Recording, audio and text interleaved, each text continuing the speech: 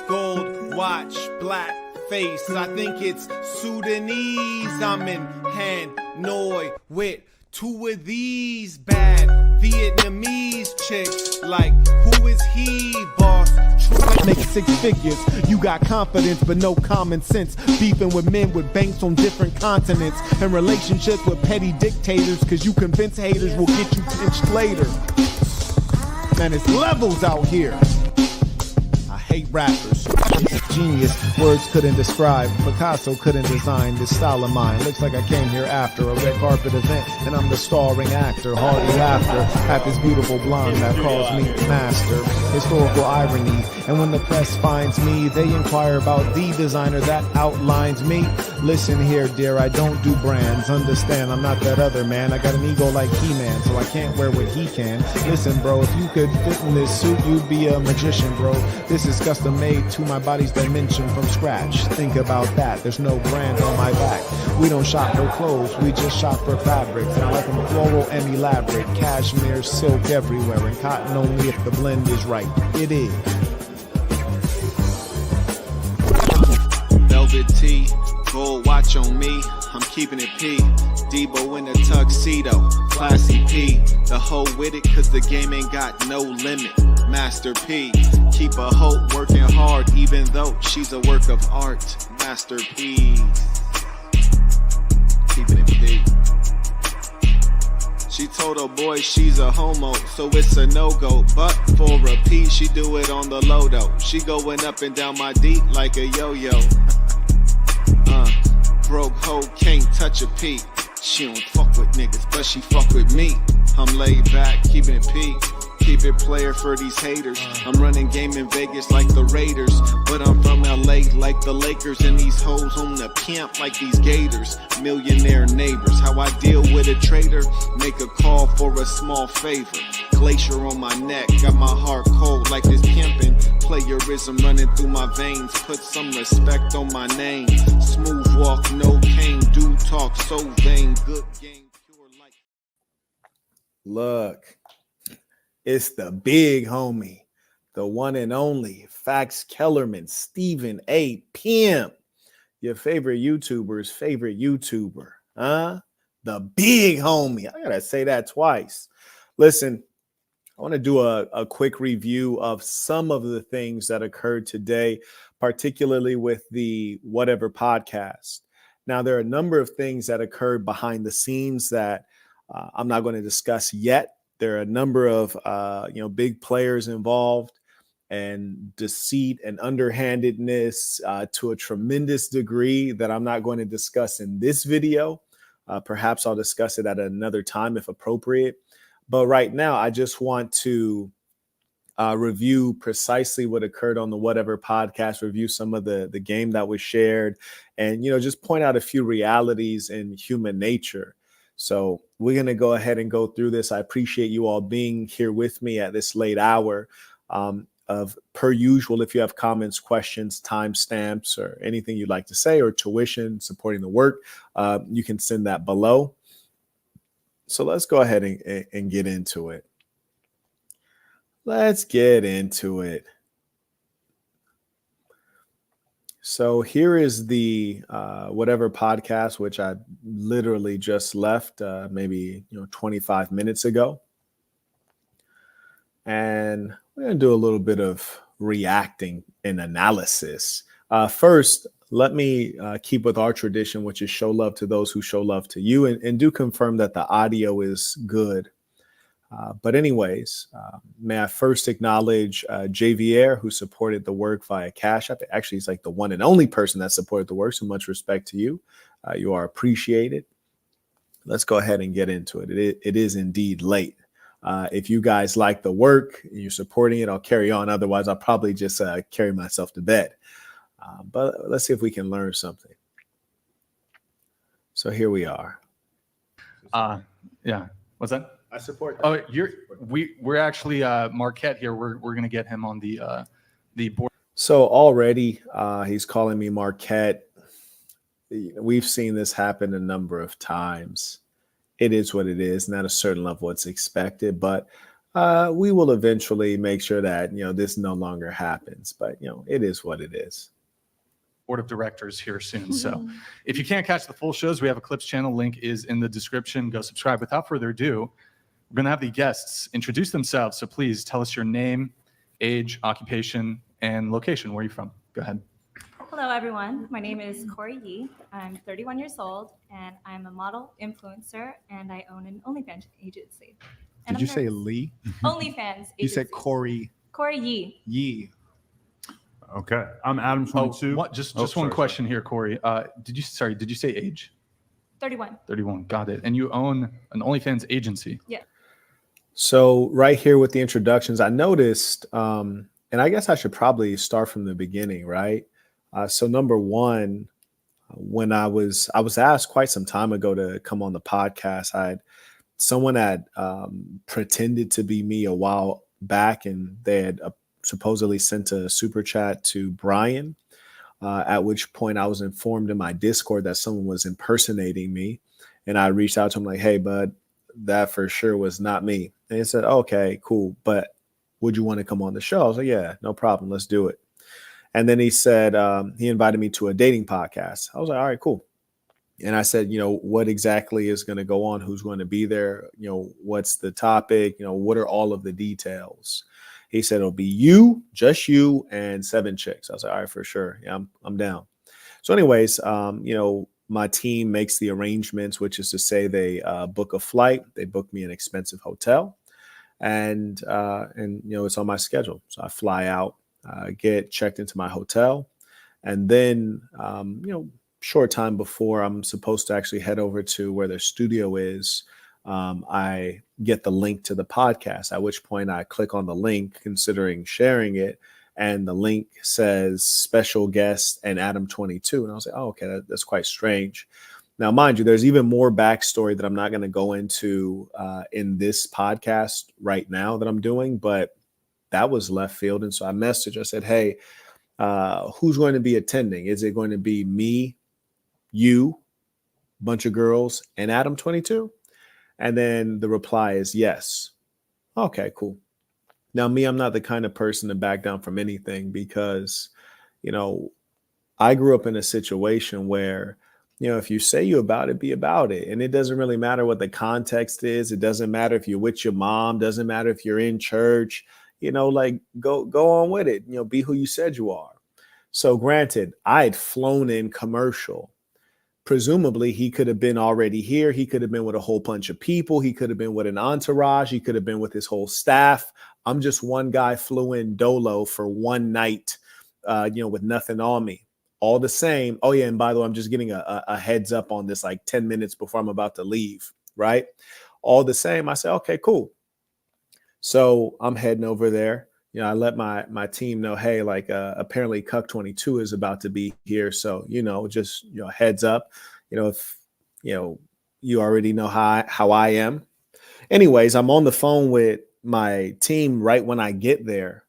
As soon as I get out of the car, I was like, oh, yeah, Adam's right there. Let me call you back. Why? Because I'm all about the smoke. If there's an issue, I want to deal with the issue. I'm not going to pretend it's not an issue for me. Let's deal with the issue straight away. As soon as I was like, yeah, Adam's right there. Let me call you back. Boom, get off the phone, walk straight up to him. Hey, do you need that fade? What? Do you need that fade? No. So you don't want the fade? Nah, it's just content. Okay, cool. So you don't want the fade? He's like, nah, it's just content. Boom, dap me up like it's all good. And I'm like, oh, okay, cool. That's real internet-like. Okay, cool. Now, there's nothing wrong with saying you don't want to fade. There's nothing wrong with not having a beef and not having an issue, saying, hey, it was a misunderstanding. Hey, it was just content, whatever. That's all fine. But stay consistent with that. Don't become a tough guy when the cameras are rolling. Be a tough guy when there's no cameras rolling. And Marquett walked up to you man to man by himself in a city he's not from. You knew I didn't have any weapons on me. I walked up to you wearing dress shoes and asked for my fade. That's when you take the fade. That's when you talk crazy. Because if you'd have said anything reckless other than no, I don't want the fade, guess what? You would have had to take that fade. And I walked straight up on him. He much bigger than me. Yeah, I walked straight up on him like I'm Conan because I really lived like that in real life my whole life. So anyways, he's like, nah, it's all content. Cool. I'm not going to cause an issue. No issue then. We'll carry on. We'll conduct business then. May acknowledge Irvin comes in via Cash App, writes Peace to the Saints. May acknowledge Justino. He writes Peace to the Saints from the Itty Bitty Titty Committee General. May I acknowledge Wayne. He writes Peace to the Saints tuition. Cook Saint, sir, yes, sir. May I acknowledge Robert coming in supporting the work via Cash App. Justino comes right back. He writes always on the clock. Indeed. May I acknowledge Boss. He writes you are the real deal. You are a savage for real. And, honestly, I don't ever try to be tough. I'm just being myself. If I said there's an issue, I'm not going to pretend as though there's not an issue. So I walked straight up on him, asked for the fade multiple times. He said he didn't want to fade. At that point, there's no need to be a bully. Cool. We'll carry on with the business affair. Right. So then we go into the studio and I'm noticing consistently, he won't look at me or make eye contact with me, which I was like, this is weird. If I were him, I'd want to keep an eye on me. If I have an enemy, an open enemy, low key, I want to keep an eye on him to see if he's getting froggy. You dig? That's just me. I want to keep an eye on him and check his temperature. He wouldn't look at me, kept averting his eyes. It was kind of weird. But I was like, whatever, these internet people are all phony. I think I'm the only one that's actually being who I am. So anyways, show starts like this. Brian gives his announcements. And here we are. We're going to resume from the girls introducing themselves. So and I have an OnlyFans as well. You represent a couple women, couple Yes. dudes, Women. maybe? What, just women. Okay. Yes. All right. Sorry, Adam. No, for sure. Adam22, I'm 40 years old. I am a podcaster and adult star, I suppose. My wife and I do a podcast called Plug Talk, available at onlyplugtalk.com, where we basically interview a woman every week and then sleep with her on camera. And see, the funny thing too is when he said that, I think in his mind that sounded cool. I think he believed he was cool for saying that, and he was getting points from somebody, but primarily from the OnlyFans chicks at the table, which is bro, those points don't even add up. That doesn't even register in a real man's book. Points from these broads, who cares? They're not a factor. Shout out to Christian supporting the work. May I also acknowledge Mentuition. He writes, shouts out Marquett for staying and finishing the show, even though the whatever crew tried to set you up for failure. Professionalism at its best. Lil Buddy thought he was slick. Shout out to Jabrizi. He writes, Marquett got him in a real way. Danny writes, the broad in the pink during the podcast was trying to gas Adam up because of the internet fame. Yes, indeed. Also, Adam saw his chance to get out of the body sesh when you were debating with the pink girl, and he took it. Absolutely, he did. He knew as soon as he saw me, he already knew oh, this guy's not joking. This guy's not a game. When he saw me walking toward him, first thing I did is I set my briefcase down. Mind you, I got my computer in there, wallet, all that good stuff in there. I set my briefcase down immediately on a random table that was nearby, just in case he wanted to get some work in. He could tell immediately, okay, this guy's the real deal. He's not going to back down. He's not a jokester. Nah, he's serious. He's not an internet weirdo. And it's not going to be one of them Zerka fights. If I'm going to fight you, if you win somehow, woo, you're going to have to earn that. Yeah, it's going to be bloody. You're going to have to earn that. So anyways, off rip, he was already super intimidated, which wouldn't have been an issue had he never started this from the very beginning. This entire beef was a beef that he created, and he stewed for no reason except obviously some level of jealousy, maybe some other subconscious things, because it doesn't make much sense as to why you start a beef with a random guy who has never said anything bad about you. Doesn't make any sense. Carrying on. And yeah, happy to be here.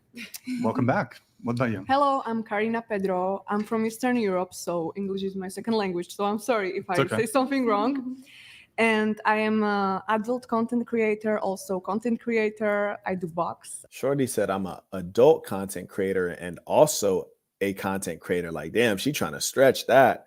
When she said she boxed, I was like, okay, that's interesting. Let me see what them hands do. But then she said, after the boxing match, I showed my breasts is. I was like, okay, all right. So booby boxing, got it. I'm a boxer. I won fights. in my country, and also I sell in the cars and work with cars in here. Shorty does everything. She said, I'm an adult content creator, I'm a content creator, I'm a boxer, and I'm a car salesperson. Good Lord, you do everything, love. Amazing. And shout out to the people supporting the work. Truly appreciate you. Got some interesting content to get through. Age? 23. 23? Mhm. Okay. Hi, I'm Maddie Rouvet. I'm 21 and I'm a professional underwater photographer and I do OnlyFans. All right. Like, see, that was what was killing me. Is like, dang, if you do OnlyFans, like, why do you need to do these other things? It's clearly not very profitable. And that's why a number of things you heard said during the podcast didn't add up. And Adam's a funny guy. People are really sick mentally when they're always trying to make everything about money. That's why I often talk about happiness. Happiness is critically important. But just imagine, he said, you know why this guy's like this? He's like this because everyone on this side of the table makes more money than him. Silliness. I think I'm going to just look at my fireplace and just think about how silly that is. That's so silly. If she's making that much money on OnlyFans, like she wouldn't be a scuba instructor or like underwater photographer. It just wouldn't be necessary. It wouldn't make any sense. It wouldn't be a good use of your time that could be allocated to earning more money. And I don't say that to down her. I just say that it's just like not realistic. And this is what we find consistently when they're dealing with a real man. When I say they, I'm talking about, all of these internet nerds and these internet losers. They just make up lies. The only thing they can do is tell a lie against a real man. They can never contend with anything meaningful. It's amazing, really. All right, welcome. Hi, I'm Anissa Godina. I'm 28. I am a cocktail server and I do OnlyFans. We do. Okay, now just imagine if you make that much money on OnlyFans, why would you also be a waitress? A cocktail server is essentially a waitress, right? So that doesn't make sense. So these narratives are false narratives, and they're so blatantly false. And the weird thing to me is that we know Adam is a real broad because one, he tried to get the chicks on his side, which didn't actually work. You guys might notice when he rage quitted, he tried to get all the girls to leave with him. It's like, bro, that was like super effeminate move. And then they didn't even go with him. So it's like your internet fame and clout seems to not be very powerful because they rather stay here and collect what clout they can from the whatever podcast. Taught him a big lesson. So he went out like a major hoe. And then look at his body language throughout this. Like you'll notice very weak body language. Social media stuff as well. Welcome back. Hi, my name is Tyus. I'm 27, about to be 28 soon, birthday soon. I do bottle service in Vegas and do social media, not OnlyFans, just social media. Yeah. Okay, That's cool. me. Hi, I'm Paulina Warren. I'm 18 from San Diego. I do OnlyFans and adult content creation. I'm also a gymnastics coach, and yeah. All right, welcome. What about you? Hi, my name is Olivia. I'm a researcher and project manager with a platform that promotes dietary intervention in place of conventional medicine. And the sad thing is this young lady may have been interesting to hear from and hear her story. Because she indeed did have an interesting story. There are some things about her that were worth learning about, but we didn't get to hear about those things because the women who are most unruly kept on speaking. You know which ones. And the worst thing about it is every episode, I'm guessing it's filled with OnlyFans girls. You'd think that this girl would get more of a chance to speak because there's some novelty there, but nope, she didn't get to talk very much. And here's the curious thing about the nature of a more upright woman is they're not loud. So rather than trying to battle for airtime, she yielded, which is the kind of woman that we all want, a woman who's willing to yield. Medicine. I manage several different social media accounts. I also post my own content, and I'm a ballet dancer, and I'm 20. 20. Yeah. How long have you been doing ballet? Professionally for only 5 years, but recreationally since I was 3. Are you going to bust out any pirouettes or plies tonight? Possibly, yeah. Okay. All right. We'll be on the lookout for that. What about you? Hi, my name's Isabella Riley Moody. I don't know where the live chat is. I don't know if they had it. It looked like they had it live during the show. But for some reason, it seems like the live chat is not there, unfortunately. Oh, by the way, definitely go support the comment right there and let people know if you've learned anything, gained any value from my teachings over time. But yeah, I'd love to see their live chat. I get it. I guess it'd probably be moving pretty fast. Wouldn't even be worth it now that I think of it.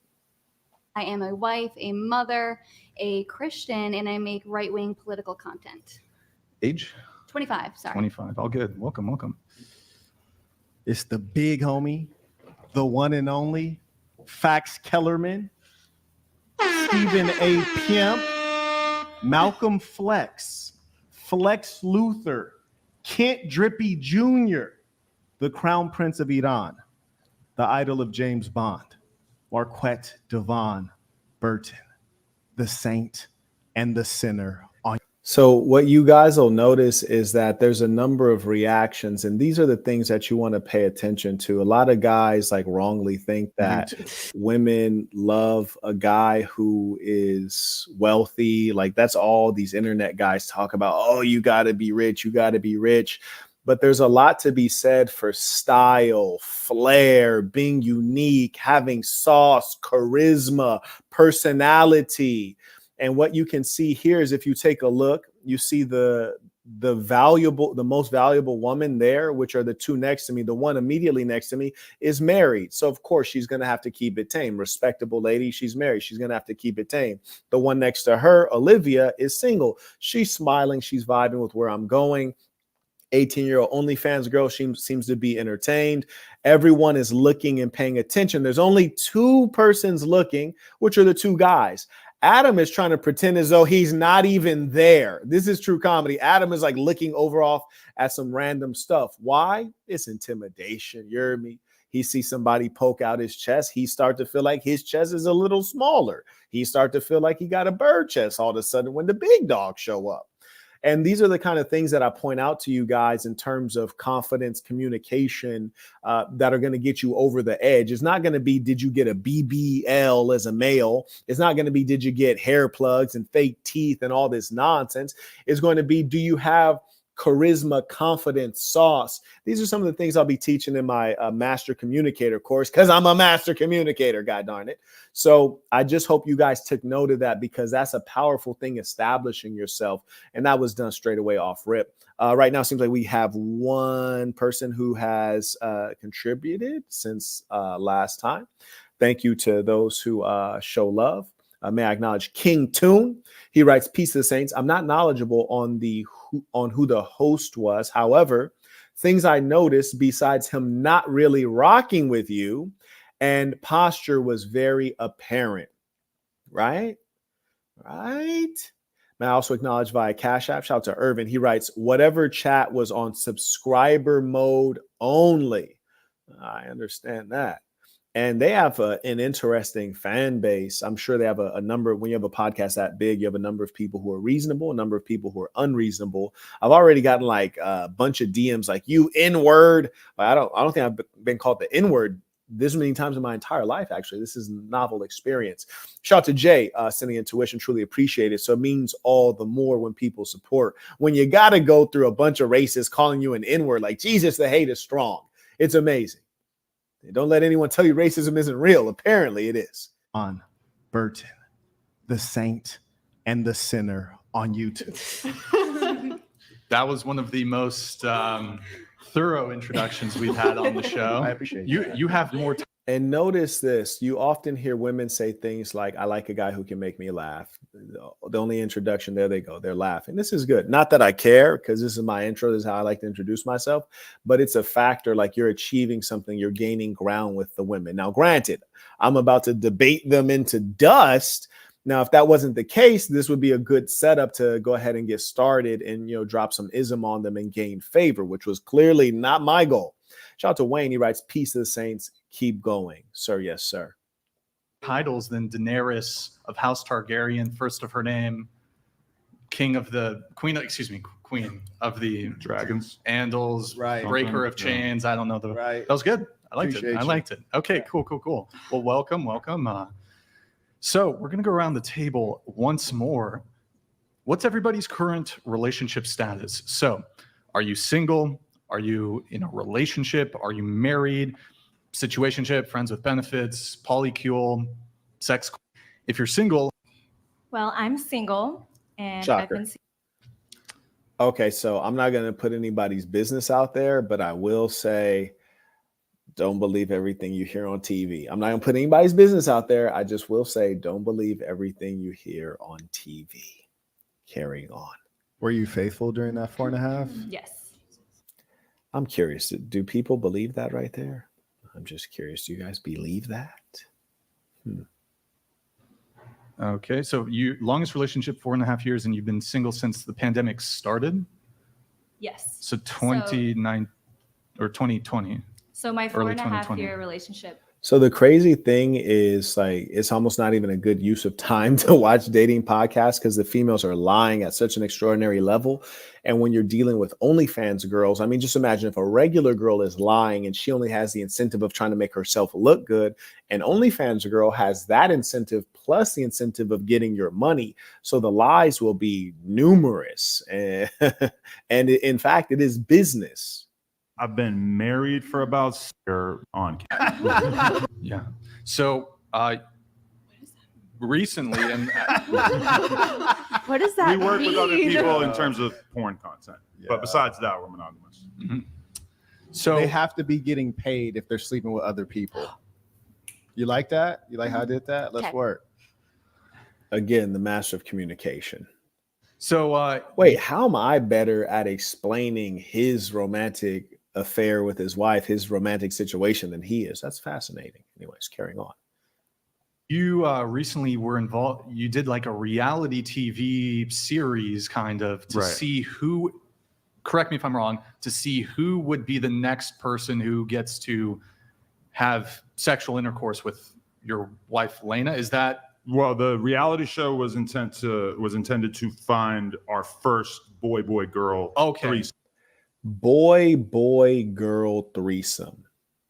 You see, you know that we're dealing with high levels of perversion among males as well, when this guy is not being burned at the stake, at least from an internet perspective, from a reputation perspective. He said, first off, as he calls it, boy, girl, which is also known as the devil's threesome. This is a perverse thing. I mean, the girl's like a rotisserie chicken. You hear me? You got a pole stuck all the way through her, from the Rudy to the Tootie. And it's like, generally, men don't want to be having intercourse with a chick at the same time as another dude.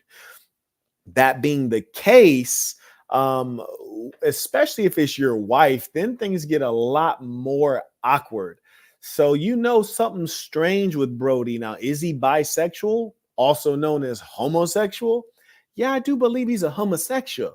And I asked him straight out, like, everything about me was straightforward. Everything you've ever seen when I'm sitting by myself or with my assistant in a room talking to you on this camera, that man that you see is the same man you see show up on all these podcasts and conduct himself when interacting with others. You see? Anyways, shout out to Othan. He writes, you tore that up. You're about to blow up in this space against these nerds. They're all sick. Adam was scared. True story. And the OnlyFans girl had never been confronted to her face like that. Agree. It was a masterpiece. I appreciate you. And it's really, truth be told, it's quite hard to tell, how things are going, because you can't see the podcast. You can't see the camera angles. You don't know if you're being heard through the microphone. There's just a number of variables. So I appreciate you confirming that. As I'm watching this with you right now, it's my first time seeing it. Shout out to the Rational Male. I don't know if this actually is Rolo. Someone would have to confirm if the check is there, because I can't see the check marks on this platform I'm using. He writes, Brian set you up. He asked me if I'd debate you last Thursday. I think he thought we had beef from your thumbnail last week. He knew you and Adam would clash. We're going to have to dig into that one, if that's actually Rolo right there. Let me see. Let me go to IG message Rolo. I actually have his number, but I don't know which he responds to quicker. Can someone confirm if that's Rolo in the live chat? Someone puts, that's him. He is the real deal. Okay, there you go.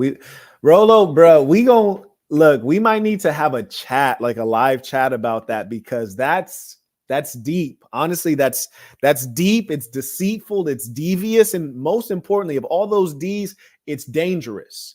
You know, like it's all good to get good content, but I'm not one of those persons who will do content at any cost at the expense of my integrity.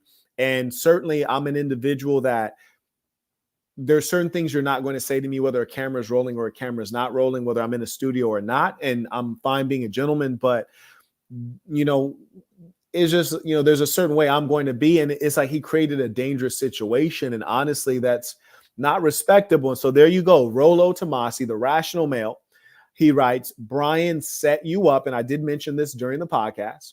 He asked me if I debate you last Thursday, and giving context, he also asked me if I would go on this show and debate Rolo as well. So I don't know who he asked first, presumably probably Rolo, but he asked me and I said, nah, no thanks. In as much as there's no beef between Rolo and I. I've said many times that I respect Rolo. He's a great intellectual. And I believe those who are honest and objective people, you saw when I engaged him in the conversation, I was respectful, as Rolo's like one of the few bright guys in the space. He writes, I think he thought we had beef, which is not the case. From your thumbnail last week, he knew you and Adam would clash, which is actually did not have to be the case. You know, I debated Adam based on the points, the facts, the values, and things started to escalate because he was getting emotional. You heard me? He was getting, his feelings were getting hurt. He started getting angry and testy. And obviously he eventually rage quitted.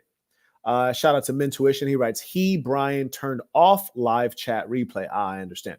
Marquett, you visibly looked annoyed when you guys called Brian out for playing dumb about knowing about your issue with Adam. Those guys are known to set up guests. Yeah, I mean, you know, truth be told, I think these internet folks, they don't realize that if I did get set up, say I did end up in a fight, even if I won the fight, or say I got injured in a fight or caught a case, they don't realize that I will take extraordinary levels of retribution. They don't realize that you're dealing with a very serious person that will go to the nth degree. And I think they think it's all fun and games, but they're dealing with someone who isn't going to play those games. So like, honestly, it's best for everyone that he turned down that fade and he ran out like a broad. It was better for everyone. Because if I would have ran that fade, win, lose, or draw, doesn't matter. Then I would have also had to have an issue with Brian for setting that up. Shout out to Kamal, writes, peace to the saints, tuition, appreciates you. Shout out to the section in Europe. I acknowledge Johnny. He writes, Adam16 got cooked, ran like a pussy boy. Indeed he did, for the whole world to see. I acknowledge Strongman2020 writes, salute the saint, the same in person and online.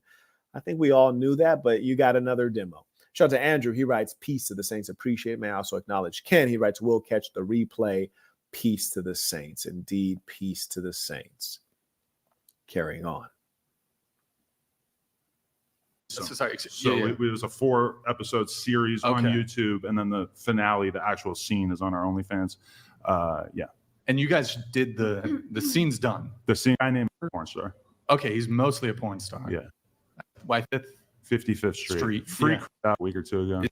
That's being where with Lena and Jay with someone who enjoyed it, but then others were actually somebody heard that. Absolutely. Thank you. Yeah. The other guy. By the time we're done in the adult business, I'm sure she'll have shot other scenes with other guys and everything. Yeah. Okay. Gotcha. Can I ask Adam a question? Absolutely. Thank you. Yeah. Is this for the money, or just like you're like, this is what I'm called to do? I would say it's primarily. Now, mind you, that first question, I find that to have been a very respectful question, very straightforward question. You know where I'm coming from, and you know why I'm speaking to this, because my values have been clear and consistent over time, and my dealings with Adam and videos that he's made and I've made in response, he already knows how I feel. And the debate was set up such that the conservative folks or the sane people were on the the left side. If you're looking at the screen, they were on the left side, and the liberal folks and the sex workers were on the right side. So it was clearly set up to be a debate, in as much as that's the way space was utilized to create a dynamic wherein there was clearly a dichotomy, and there was going to be some going back and forth. And so I politely said, hey, may I ask him a question? Then I asked him a polite question. Primarily for the money, the same way that probably most of the girls here wouldn't be naked on the internet if they didn't have OnlyFans that were profitable for them. But at the same time, I mean, me and her. So that was a weird response when you actually analyze it. So I said, are you doing OnlyFans with your wife for money, or do you feel called to do this? I asked that because it's important for us to understand these people's nature. What I mean is their nature actually evil and wicked? Because, like, is it for the money? You don't need the money, Adam. None of us in America need the money that bad. None of us. I don't care if you work as a Walmart greeter. You don't need the money that bad, because money is not the greatest measure. Your soul, your integrity, your goodness, your reputation, especially as a man. So it's not the money. So I'm saying you must feel called to do this, like something in your evil soul must be calling you to do this. That's what I was trying to figure out. Is it the money, or is it you actually think this is what you should be doing? He then goes on to suggest that the money is an important aspect of it. And he says, well, that's why all the other people on this side of the table do it, because it's profitable. Well, how profitable is it really if every girl who said they do OnlyFans had to also say, and then I also do fill in the blank? I'm an OnlyFans girl myself, and I also run an agency. I'm an OnlyFans girl, and I also do underwater photo shooting. I'm an OnlyFans girl, and I also am a cocktail server. I'm an OnlyFans girl, and I'm also this or that. It's letting you know clear as day that it's not so profitable that they can survive just on that. So clearly, the money explanation of why you would be in pornography is not accurate and honest. Or have been hooking up with other girls for the duration of our relationship. And we actually had one off-camera boy-girl threesome with my wife and a friend of mine within like the first month that I met her. We were out drinking one night and we ended up having some fun in that sense. So it's not like completely outside the realm of things that I would do for free, but you know, we don't have a lot of crazy off-camera sexual experiences. Almost everything that we do that's out of the ordinary is on camera. So is there, because I don't know what you're worth, but I have a sense that you're doing reasonably well. Okay, so you see, that's me being complimentary. I'm saying I don't know what you're worth, which is a fact. None of us actually know anyone else's net worth. And the wisest among us are the best at hiding our net worth. And you primarily want to do that for the alphabet agencies, right? That want to take your money. They want to overtax you. They want to seize your assets. So the smartest among us are good at asset concealment. But that being the case, I don't know what he's worth, but I know he's worth enough that he doesn't have to prostitute his wife and the mother of his child, right? So I set that foundation and I gave him a compliment saying, I don't know what you're worth, but you're doing well. And that's something we all should be able to appreciate. So if there was no money to be made, would you continue on with it? I think that was a conversation. Now, mind you, that's a yes or no question. If there's no money in it, would you keep doing it? A simple answer, if it's for the money, would be no, I wouldn't. If there's no money, I wouldn't do it. That would be the simple yes or no answer. If you're doing something like this, you're already black-hearted. But you're very black-hearted when you can't say, oh, if I didn't get paid, no, I wouldn't do it. It's like, God damn, it ain't even about the money. It's about that wicked soul of yours. That her and I had that made us realize that we wanted to kind of start pushing the boundaries of what we were doing on camera was she said, do you really think that we're going to be together for the next 20 years and that we're never going to swap or bring another penis?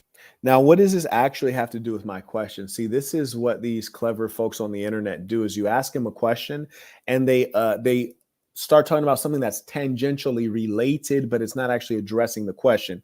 I asked a yes or no question and he didn't answer with a yes or no. And now he's elaborating on the wrong thing instead of saying, if there was no money in it, no, I would stop. Or if there was no money in it, yes, I would continue. I feel called to this. He's just like babbling about trying to explain why they're bringing males, other dudes into their sex life. And this gets very convoluted and twisted. So pay close attention to what he's saying. Shout out to Christopher supporting the work via PayPal. He writes, "Peace to the saints, tuition." Appreciate you. Into our sexual situation. And I said, no, I definitely feel like I'm comfortable enough that I could see us doing that as time goes by. And then we ended up actually orchestrating it on camera. Are you bisexual? No. Okay. First off, do I believe that? And I was being respectful. I honestly was thinking like, you're gay. Like in my head, I was thinking you're gay, but I didn't say you're gay. I asked, are you bisexual? And this makes perfect sense because if you're a heterosexual man, you want vagina, right? And you getting vagina, another man being involved in that doesn't help that situation at all. What's more is more than likely you're now competing for vagina. And you're also going into the same orifice, which is not what any of us would consider clean. So a reasonable question is, are you bisexual? Was his answer accurate? No, I think he's an actual homosexual, but there's still some level of morality in the society prevailing, especially in his fan base, that if he came out and admitted that he's homosexual, at some level, people would lose the little bit of respect that they have for him. So what does he do? He lies. But we see he's consistently hanging out with guys like Destiny who are actually homosexual. And so birds of a feather flock together. Heterosexual man really doesn't have any reason to be around a homosexual male. All right, let's sign up Bart. So with regards to bringing the other dude in, would you say that was primarily driven by her? I would say it was very mutual. You know, Now, who believes that? Who believes that? Wife, air quotes, did your wife want to bring in the other guy? Or who was that? And then he claims that it's mutual. What heterosexual man wants another man involved in their sex? There's no logic there. That's not helpful. That's hurtful. That's competitive. No man wants that. He claims that it's mutual when we all know it wasn't mutual. And if it was mutual, that would indicate that you are in actual fact bisexual, because that would be the only logical driving force to bring another male into your sex life, especially in a threesome capacity, also known as the devil's threesome. Doesn't make any sense whatsoever. We just kind of realized that, look at him thinking. After doing that Jason Love scene, we just didn't realize how viral the whole thing was going to be. Mm-hmm. And so we kind of got set on the path of thinking about how we could take it to the next level, because it ended up being like Now, take it to the next level. This is true comedy. Why don't you take your marriage to the next level instead of a porn career?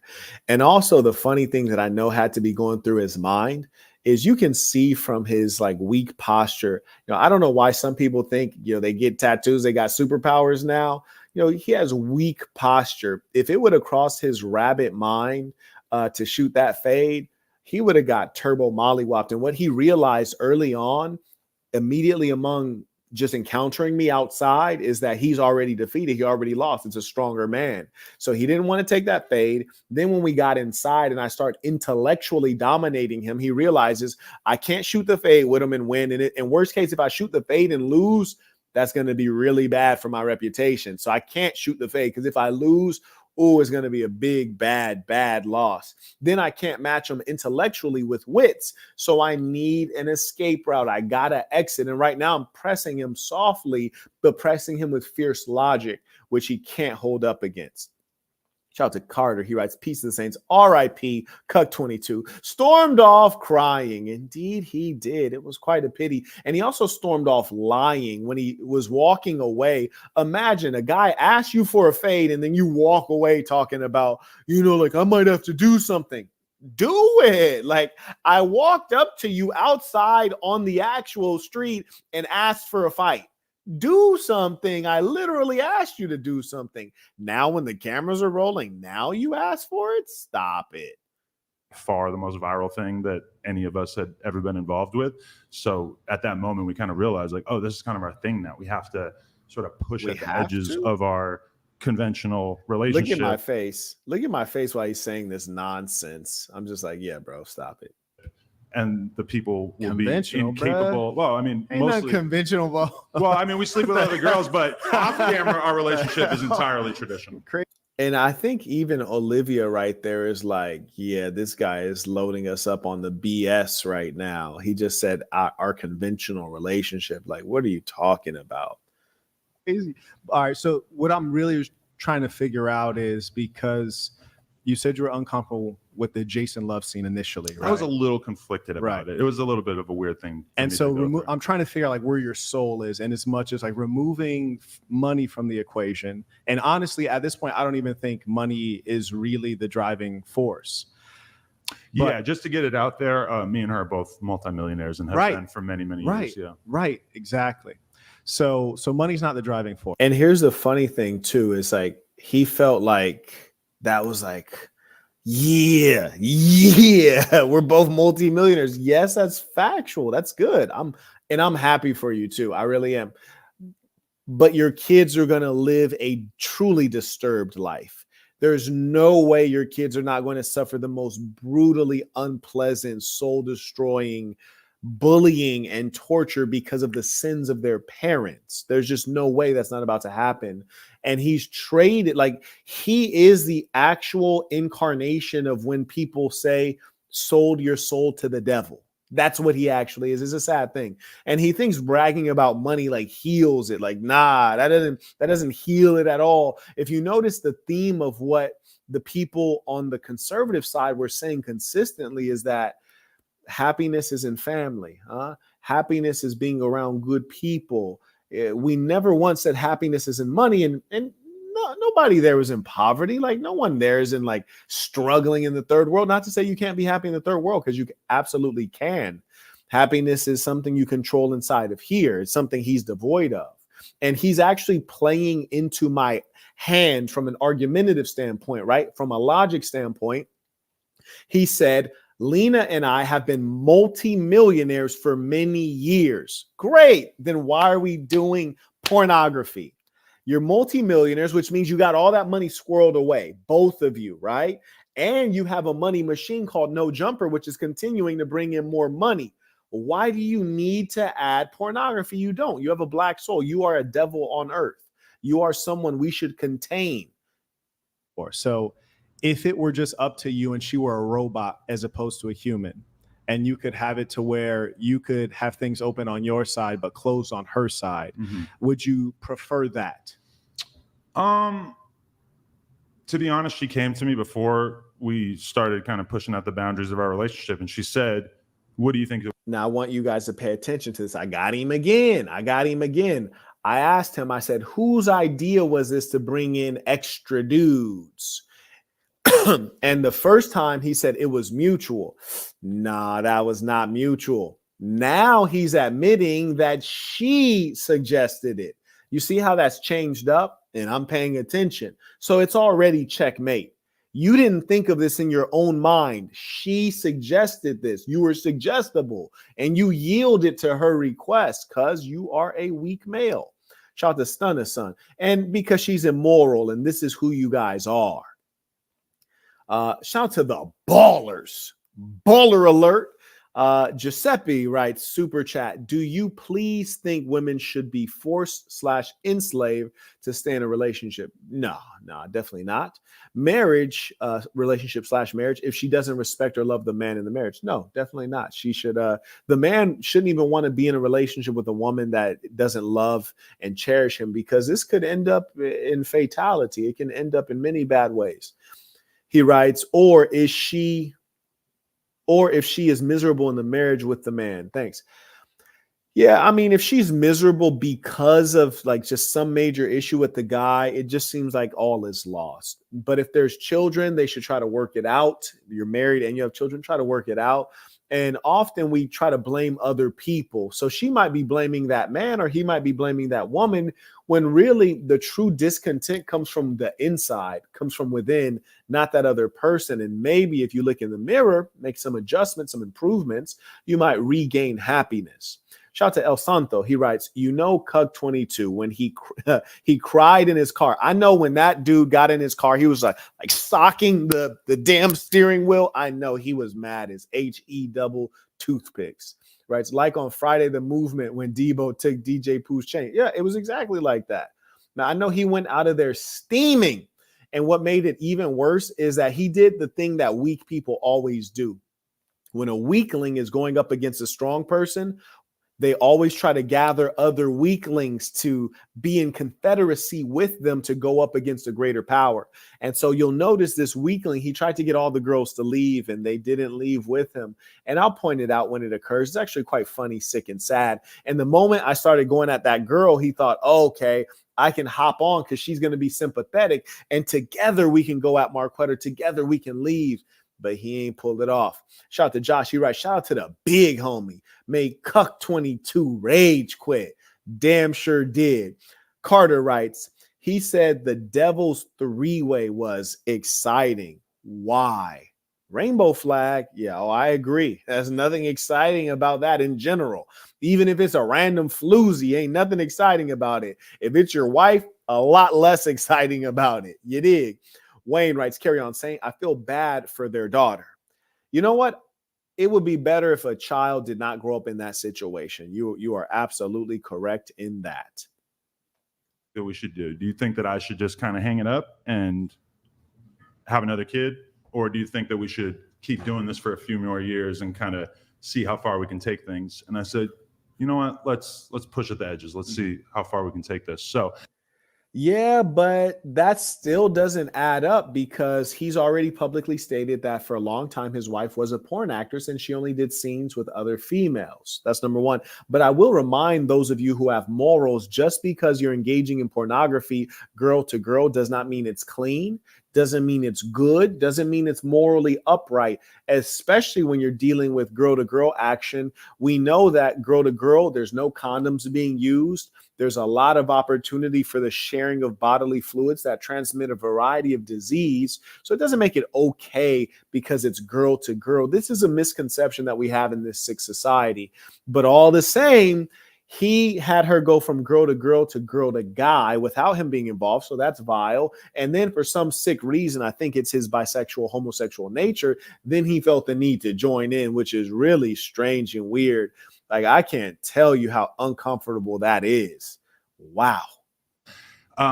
It is primarily a financial thing, but also I can say that when we shot the scene. Wait, hold on, my boy. You just 10 seconds ago, you stated both Lena and I separately are multimillionaires. Individually, we're multimillionaires. Then you just turned around and said it's primarily a financial thing. Now, I'm not the brightest star in the sky, but can we all agree that if one person was a multimillionaire and didn't even have a new source of income, that would be enough to live on? Huh? If you have two persons who are multimillionaires, that's more than enough to live on, especially when he said that's been the case for many years.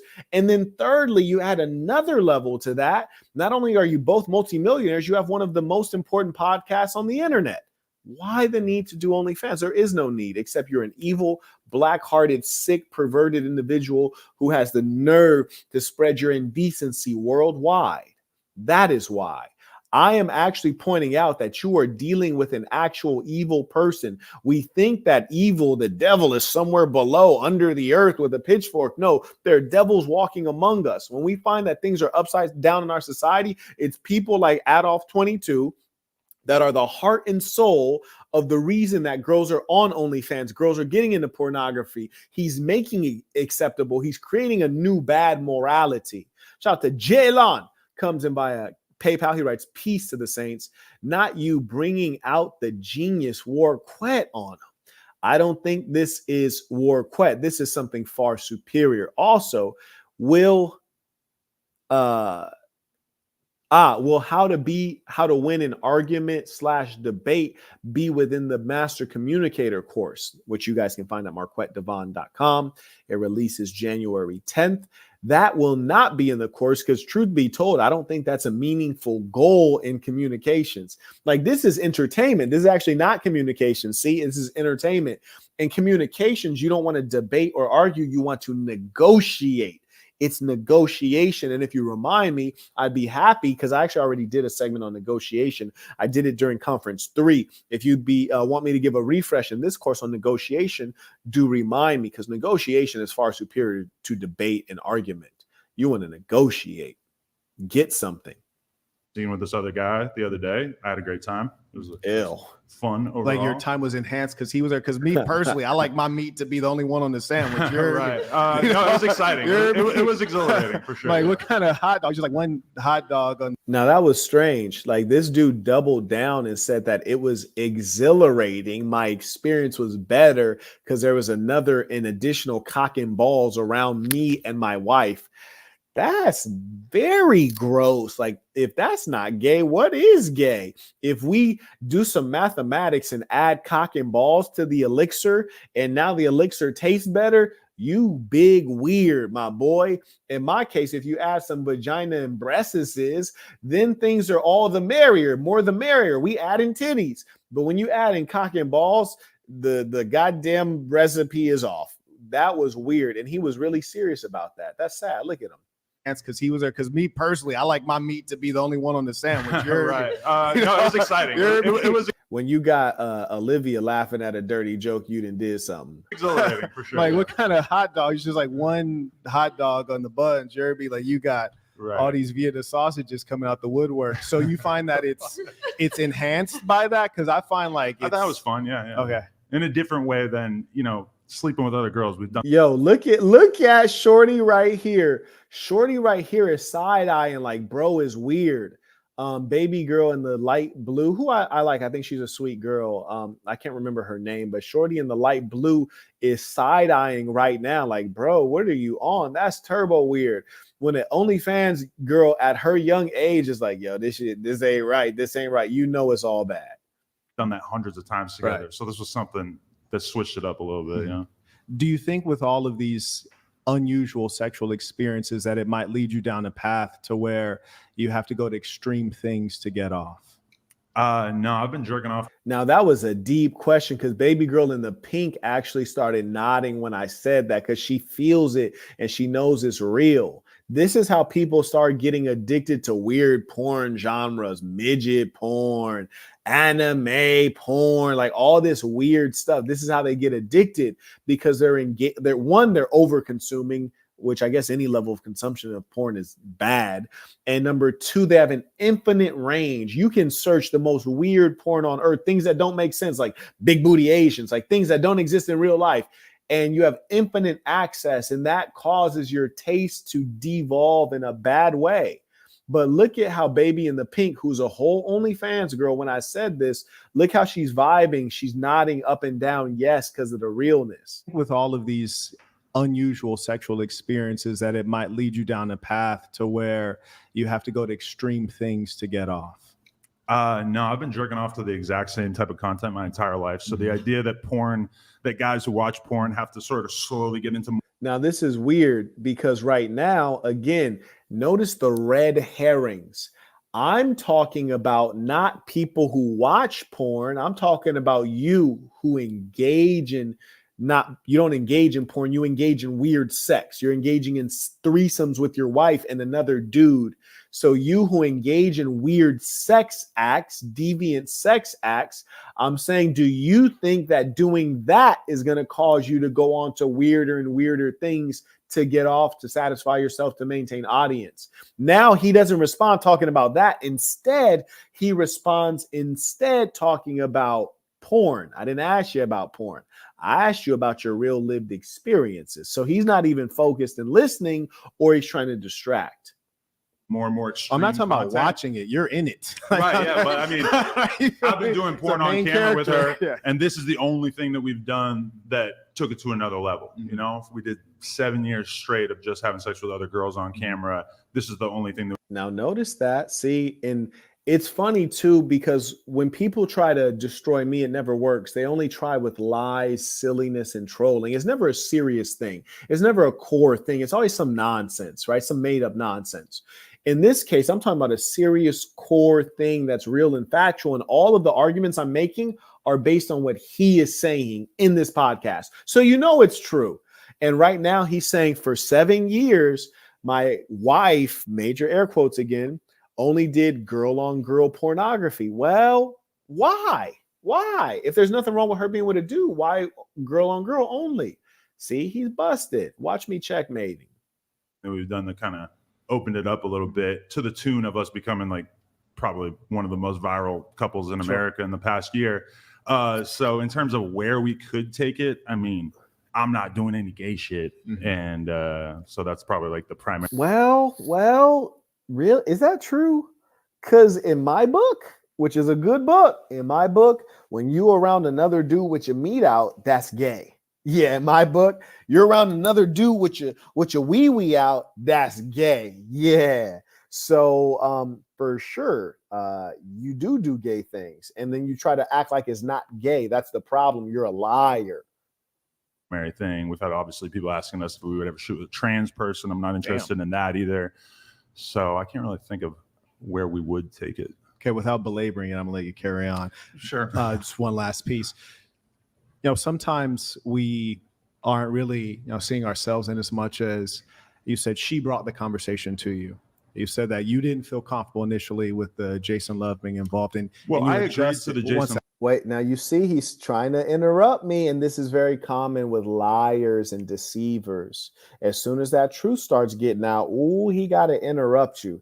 Why? He doesn't want you to get to your point. He doesn't want you to share the truth because the truth hurts. Notice this entire time I've been respectful. If you play back the video as we're doing here, everyone can see very clearly. Not one time did I interrupt this man while he was speaking. So why are things escalating? Because he's emotional, he's hurt, and that's why he is now breaking the decorum, causing a problem, in other words. Now, I acknowledge Carter came back in by a cash app. He writes, we need the white delegation to speak up again. This is true. We need the white delegation to speak against this.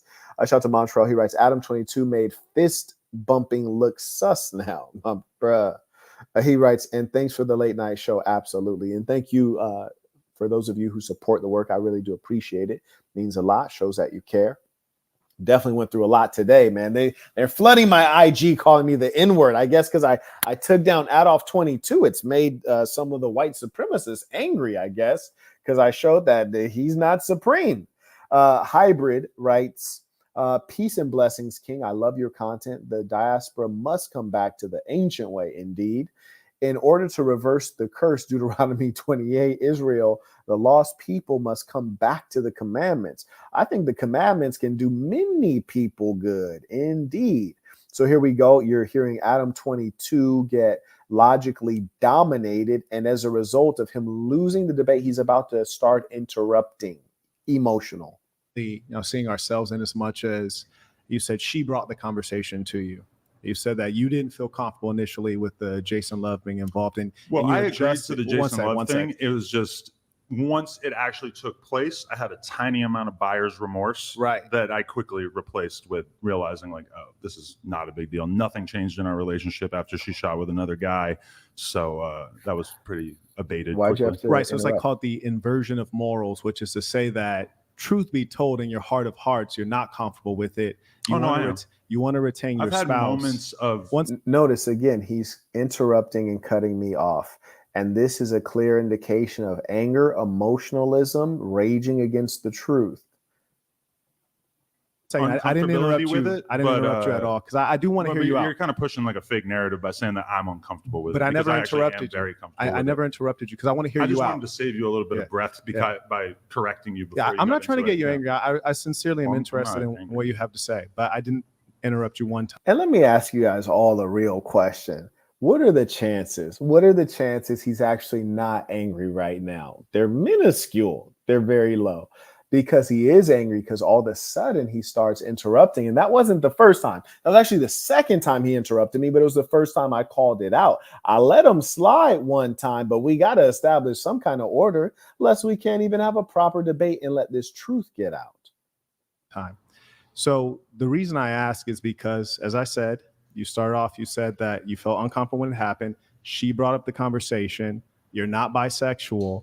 So sometimes when things happen and you want to keep your lady, you make the adjustment, compromising, but in your heart of heart, that's not really what you wanted. So you're being open, and then you had this idea planted, and then you start adopting it, thinking like, okay, well, I'm okay with it. Maybe it's something that I signed off on too. So you assign it mutuality when in actual fact, the inception of that idea came from her and you've adjusted to it? I wouldn't say the inception of the idea came entirely from her. This is a conversation. Now that's crazy. That's crazy. How did the inception of the conversation not come from her when just a minute ago you said she brought to me this idea? Shout out to Carter. He writes, all those who oppose assassin shall fall. Peace and saints in a real way. And also, I want the whole internet, give me my respect, because everyone's called him Cuck22. Everyone's called him all these names. I'm the only person who's actually confronted him head on, had a real conversation about it, and brought the most eloquent, articulate arguments opposing his evil. I'm the only one that's done it and went in deep too and made him crack. You heard me? Made him crack. We've been having throughout the entirety of our relationship as we met more and more male performers that I was comfortable with, and sort of slowly over time realized that this is something that we both felt comfortable with. Mm-hmm. Yeah. So when you say that you were comfortable with, right, and it came over time, whereas with the females, it just came straight away, almost like a natural thing, you might say. Right. So why, in terms of when the guy comes along, there has to be a process, because it's a process of adjusting to something that's unpleasant? Why was there a process that it took some adoption? What are you asking? Yeah, it seems as though different than the females came naturally, and it seemed to not be an issue. One Motorsports donated $200. I guess it is fair that you get to bang other girls, so logically she should get outside D. Still, gotta be tough to see another dude rail your woman. Also, paging Butler, these folks need your wisdom. Yeah, I mean, I feel like this dude gets it, that of course it's going to be a little awkward for you to go through the transition of seeing your girl do that for the first time. But ultimately, she told me, even up until the moment that she was leaving the house to go shoot it, she's like, I won't do this if you don't feel comfortable with it. Mm-hmm. And I told her, even though there is a degree to which I don't feel comfortable with it. Right. There it is. He just admitted it. Even though there's a degree to which I do not feel comfortable with it. So if you're a real man, and your woman actually loves you and values you, and you don't feel comfortable with this, why do it? Well, we did it, we being Adolf and Lena the plug, they did it because it's what she desired. She led him to evil, greater evil, huh? Sad. I'm still willing to give this a shot because I realize the underlying value. And I mean, to be honest, we both made 7 figures off of that one scene in and of itself. And I believe that. I don't doubt the financial aspect at all, but you see, I'm a reasonable man. I'm conceding ground. He said that they made $1 million a piece off of one porn scene. Fantastic. Good for you. I'm not even denying that. I'm telling you that $1 million is not worth your soul. I'm telling you that $1 million is not worth your reputation or your wife's honor. That's what I'm telling you. And here's the worst part about it. He can't even comprehend that. And imagine trying to learn anything from a man who's sitting on television telling you that $1 million is everything. Damn, what wisdom can he really give you? Because I would go out on a limb and say out of the thousands watching, maybe 1 or 2 were millionaires. Maybe, probably not. So what can he tell you other than go make millions of dollars? And he could really only teach you to do it in a way that's not even comfortable to you. Selling your soul. Like, for example, I know maybe people watching might not be able to relate to this, but say once you cross $2 million, right? Have you found that there are a significant number of things you can do with money that you can't do when you have 2 million versus say 15 million? I'm not really doing anything with any of the money I make. I don't have any sort of... Okay, now that was really weird. And it was like a strange way to dodge the logic. He tried to dodge my logic. I said, is there a major difference in lifestyle between someone who has $2 million and someone who has $15 million? And I asked that for a meaningful reason. And he knows what I'm talking, or I don't know that he knows. He's not a very sophisticated guy. He's a provincial dimwit. But, you can still go to Monaco and Dubai and get the best suites and go yachting and do all the things you enjoy. And the difference between having $2 million and $15 million, the difference in lifestyle is indiscernible. You can't even tell the difference. So what I'm pointing out is that the money loses meaning after a certain threshold. Sure, once you get to the $100 million mark, then you can start, single-handedly buying companies and making huge investments. Sure. But in terms of your lived quality of life, no difference at all between 2 million and 15 million. And that's what he's dodging. And most people who don't have finances at that level, nowhere near that level, they can't relate. I was hoping he would just be honest and concede the point, but he refuses to concede the point. But those who are real, they know what's up. Shout out to Giuseppe. He writes, next query, please. How should I treat my future wife in terms of having a good/stable marriage? In my future marriage, unfortunately, most marriages will fail. Sadly, I'm single and have never married. Well, the most important thing with your future wife is selecting the right woman. That'll cause you to not have certain conversations, certain arguments. Because if you choose a woman who shares your values, meaning that her parents raised her to be the kind of woman that you would like, certain things I don't have to discuss with my lady. Like, for example, when she cooks, she never asked me to clean the dishes, because the way she was raised, the woman cooks and cleans the dishes. You don't have to split that chore. I'll give you a true story. My lady's grandmother, who's literally 90 years old on the dot, she just recently went to the hospital. She was having a heart issue. And when she got to the hospital, the doctor told her, we're going to have to keep you a couple days to do some checks on your heart. Her grandmother started crying. Why? Doctor says, what's going on? It's just a couple days. I don't think there's really anything wrong with you. When you're 90 years old, things just don't work as well. That's all it is. And the grandma says, no, it's just, I have to take care of my husband. I take care of my husband every single day since the day I married him. And I don't want someone else to take care of him. I want to take care of him. I want to be there for my husband. Now, mind you, this woman has many kids. Her kids are going to go there, take care of their fathers, no problem. But she wanted to be there. It is her duty. It is her purpose. It's how she's lived every day of her life since she was married. You get a woman like that who's dedicated. You get a woman who comes from a lineage and a family like that. That's how she's going to treat you.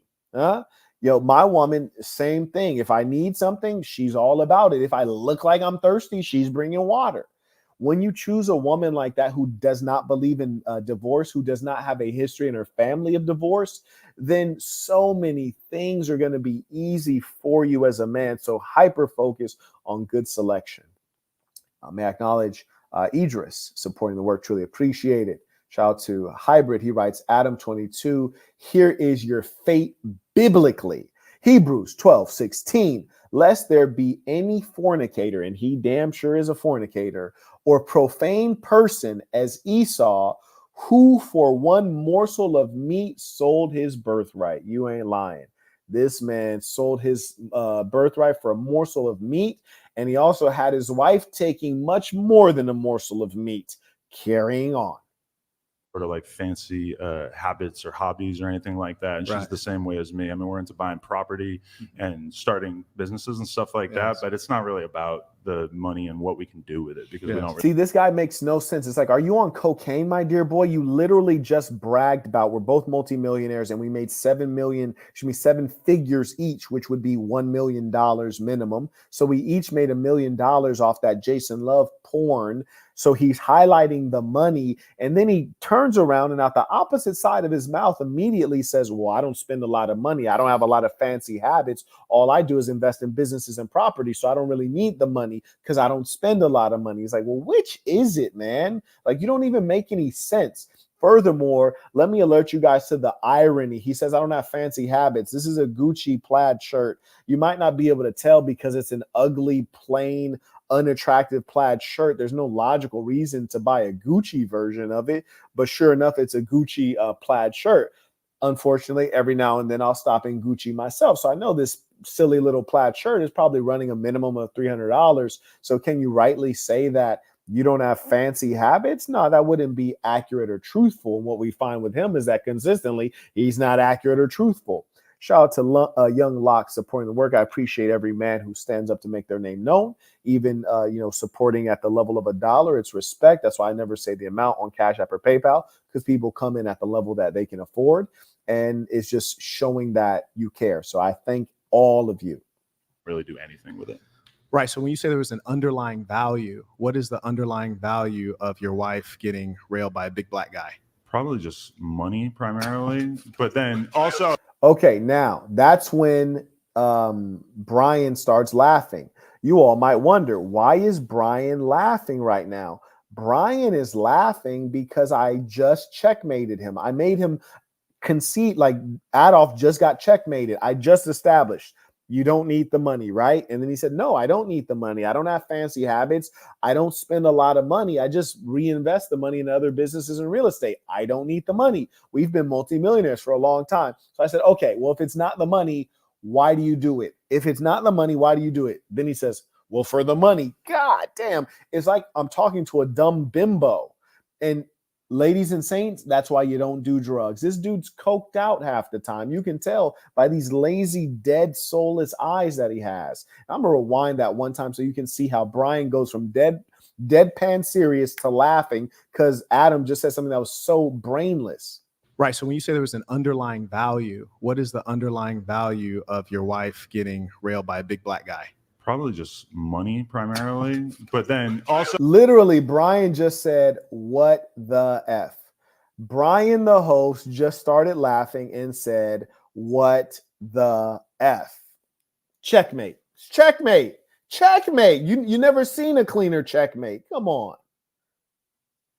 So also I think everyone's laughing now, but here's the thing. Sometimes you get confused into thinking that these people are not idiots, right? So I thought that the dumb broads had actually understood why Brian was laughing and why I was laughing. No, the dumb broads did not understand that.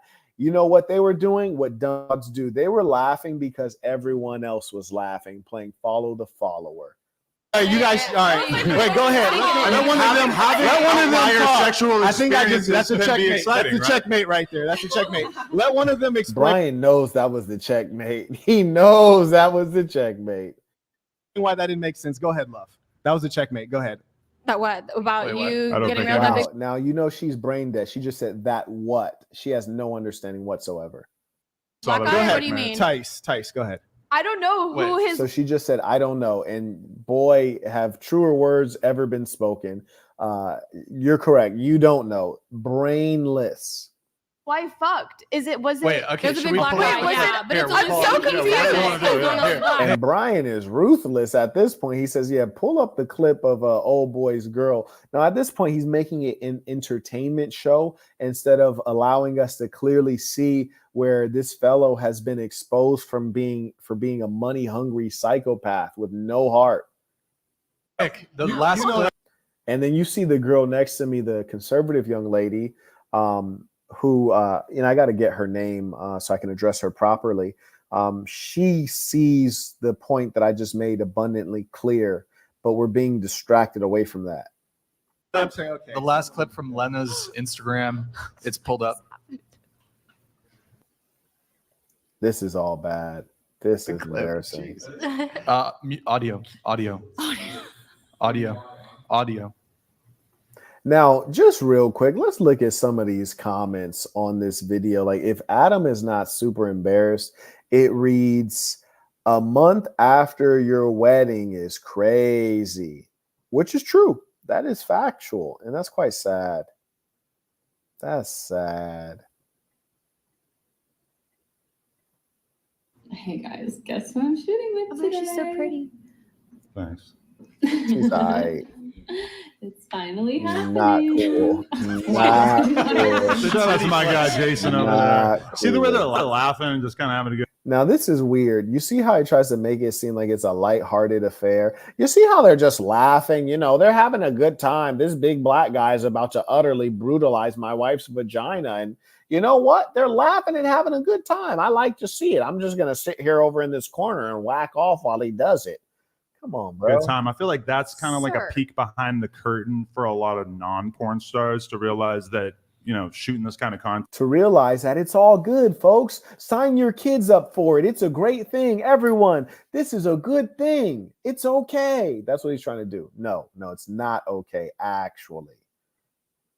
And it's not some seedy environment, you know? That's funny that he says it's not some seedy environment, because that's precisely what it typically is 99.9% of the time. And often when you hear of women who have gotten out of the pornography industry, they just have horror stories to share.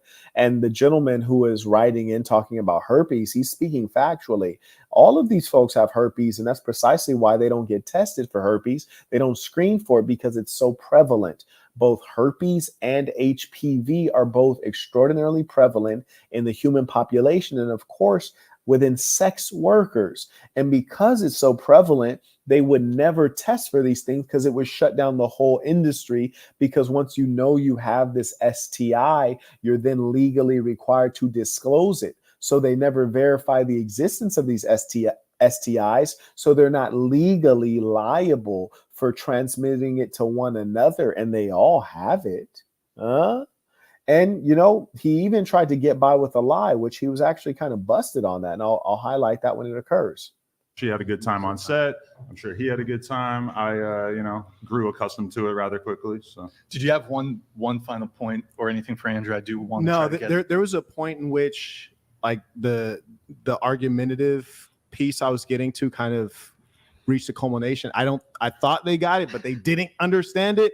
Do you want to summarize that? Do you recall? Yeah, so basically you said the reason the value is the financial value, is the financials you get from the videos, but then you also say that you don't do anything with the money, that it doesn't really matter to you, so you guys don't live a luxurious lifestyle, that the money is just kind of sitting there. So how is that a financial value if you don't even use it? Well, that was the point. He didn't even need to respond to that. That was the whole point. That's when I checkmated him to kingdom come. And she understood it beautifully because the logic was laid out so elegantly. Shout out to Craig supporting via Cash App. He writes, "Thank you for holding these degenerates accountable. You are welcome." And it's like I'm the only one holding them accountable and not compromising with their evil. Shout out to Carter. He writes, "White delegation, you have 24 hours. Indeed, you must step up and condemn this evil." Her and I are building a business, and also, we have plans of not working forever. So for me, I mean, just imagine how flimsy that excuse is. He said we're both multimillionaires. Okay, so let's say multimillionaire at the lowest level is 3 million, or well, let's say 2 million. So he has $2 million, Lena has $2 million. That's not enough money to invest and live on. Come on, bro, stop it. You're a liar, man, and we don't believe you.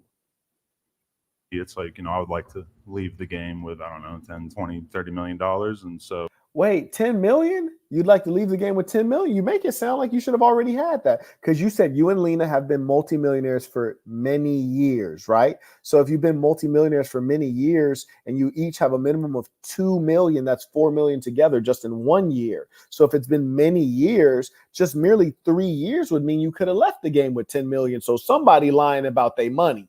Someone's lying about their money here. Furthermore, I don't speak about, hey, I got this much money. Hey, I got that much money. Absolutely not. I definitely don't want to do that. I don't want the alphabet agencies listening to me to make such a proclamation. As far as the government needs to be concerned, I have a grand total of $0. Speaking of money, shout out to the ballers. Teddy comes in by Cash App. He writes, "Another teaching moment. Peace to the saints. Wickedness must die." Correct indeed. And you know what? It ain't gonna die on its own. Somebody got to kill it. So us doing that was probably the greatest windfall of money that we ever got from doing anything, and it was relatively painless for us. One quick question. Not painless for her. Are you concerned about your child? I believe it's she's a daughter, right? I have a daughter. I just gave birth a couple months ago. Do you ever worry that one day she'll see this content and maybe would you want her? Now here's the funny thing. He does not care. He frankly does not care. Let's hear what he says. When a mother says, "Do you care about how your child will suffer?" To be doing content like this? Is this something that would make you proud as a father to a young daughter? I think every parent wants to see their offspring do better than them. So for sure, I wouldn't like to see her do better. You're saying morally better? Like, because you're not talking about financially better, right? You're talking about morally better, like be a better person, right? So why don't you give them a foundation? Just sort of default to that just because she knows that her parents did it. But as far as if one day she's an adult and she decides that she wants to do whatever. Look how closely, and this is so important, Saints, really pay attention to this. You see this blonde young lady here? Of the women in the camera, she is by far the youngest woman. And she is looking at him very closely, trying to learn something. She's listening to a 40-year-old man, a 40-year-old father, and she is looking like a little girl right now. She's looking at him the way a daughter might look, trying to see, well, what is he going to say? What kind of care would he have for me? And you know what? Adam's 40 years old. This chick's what, 18, 19, something like that. He could be her father. And that's why she's paying close attention. And here's his degenerate answer. I know a lot of girls who make a shitload of money on OnlyFans and don't even show their nipples. So first off, that's a lie. But everything back to money, money, money, money, money, money, money, money, money. It's like, good Lord, my boy, does anything ever pause that obsession? Furthermore, does anyone believe that girls are making much money on OnlyFans not showing their nipples? Like, this guy's a liar, right? There's no integrity there. Stop it, please. Oh, I can't just look at OnlyFans as a profession and say like, oh, that would be a hideous way for my offspring to earn a living one day, but I certainly wouldn't be encouraging it. Yeah, you wouldn't say it's okay, so he said he wouldn't encourage it. Well, then that would inevitably suggest that there's something wrong with it. You see, like, for example, in my case, Marquett, would you encourage your offspring to go into tech or to go into business or to go into textiles and fashion? Absolutely. Why not? Any of those things. Now, I'd probably steer them away from fashion. I don't think the profit margins are great. I think it's highly competitive and saturated, but it shows clearly that he knows what he's doing is wrong. Beautiful.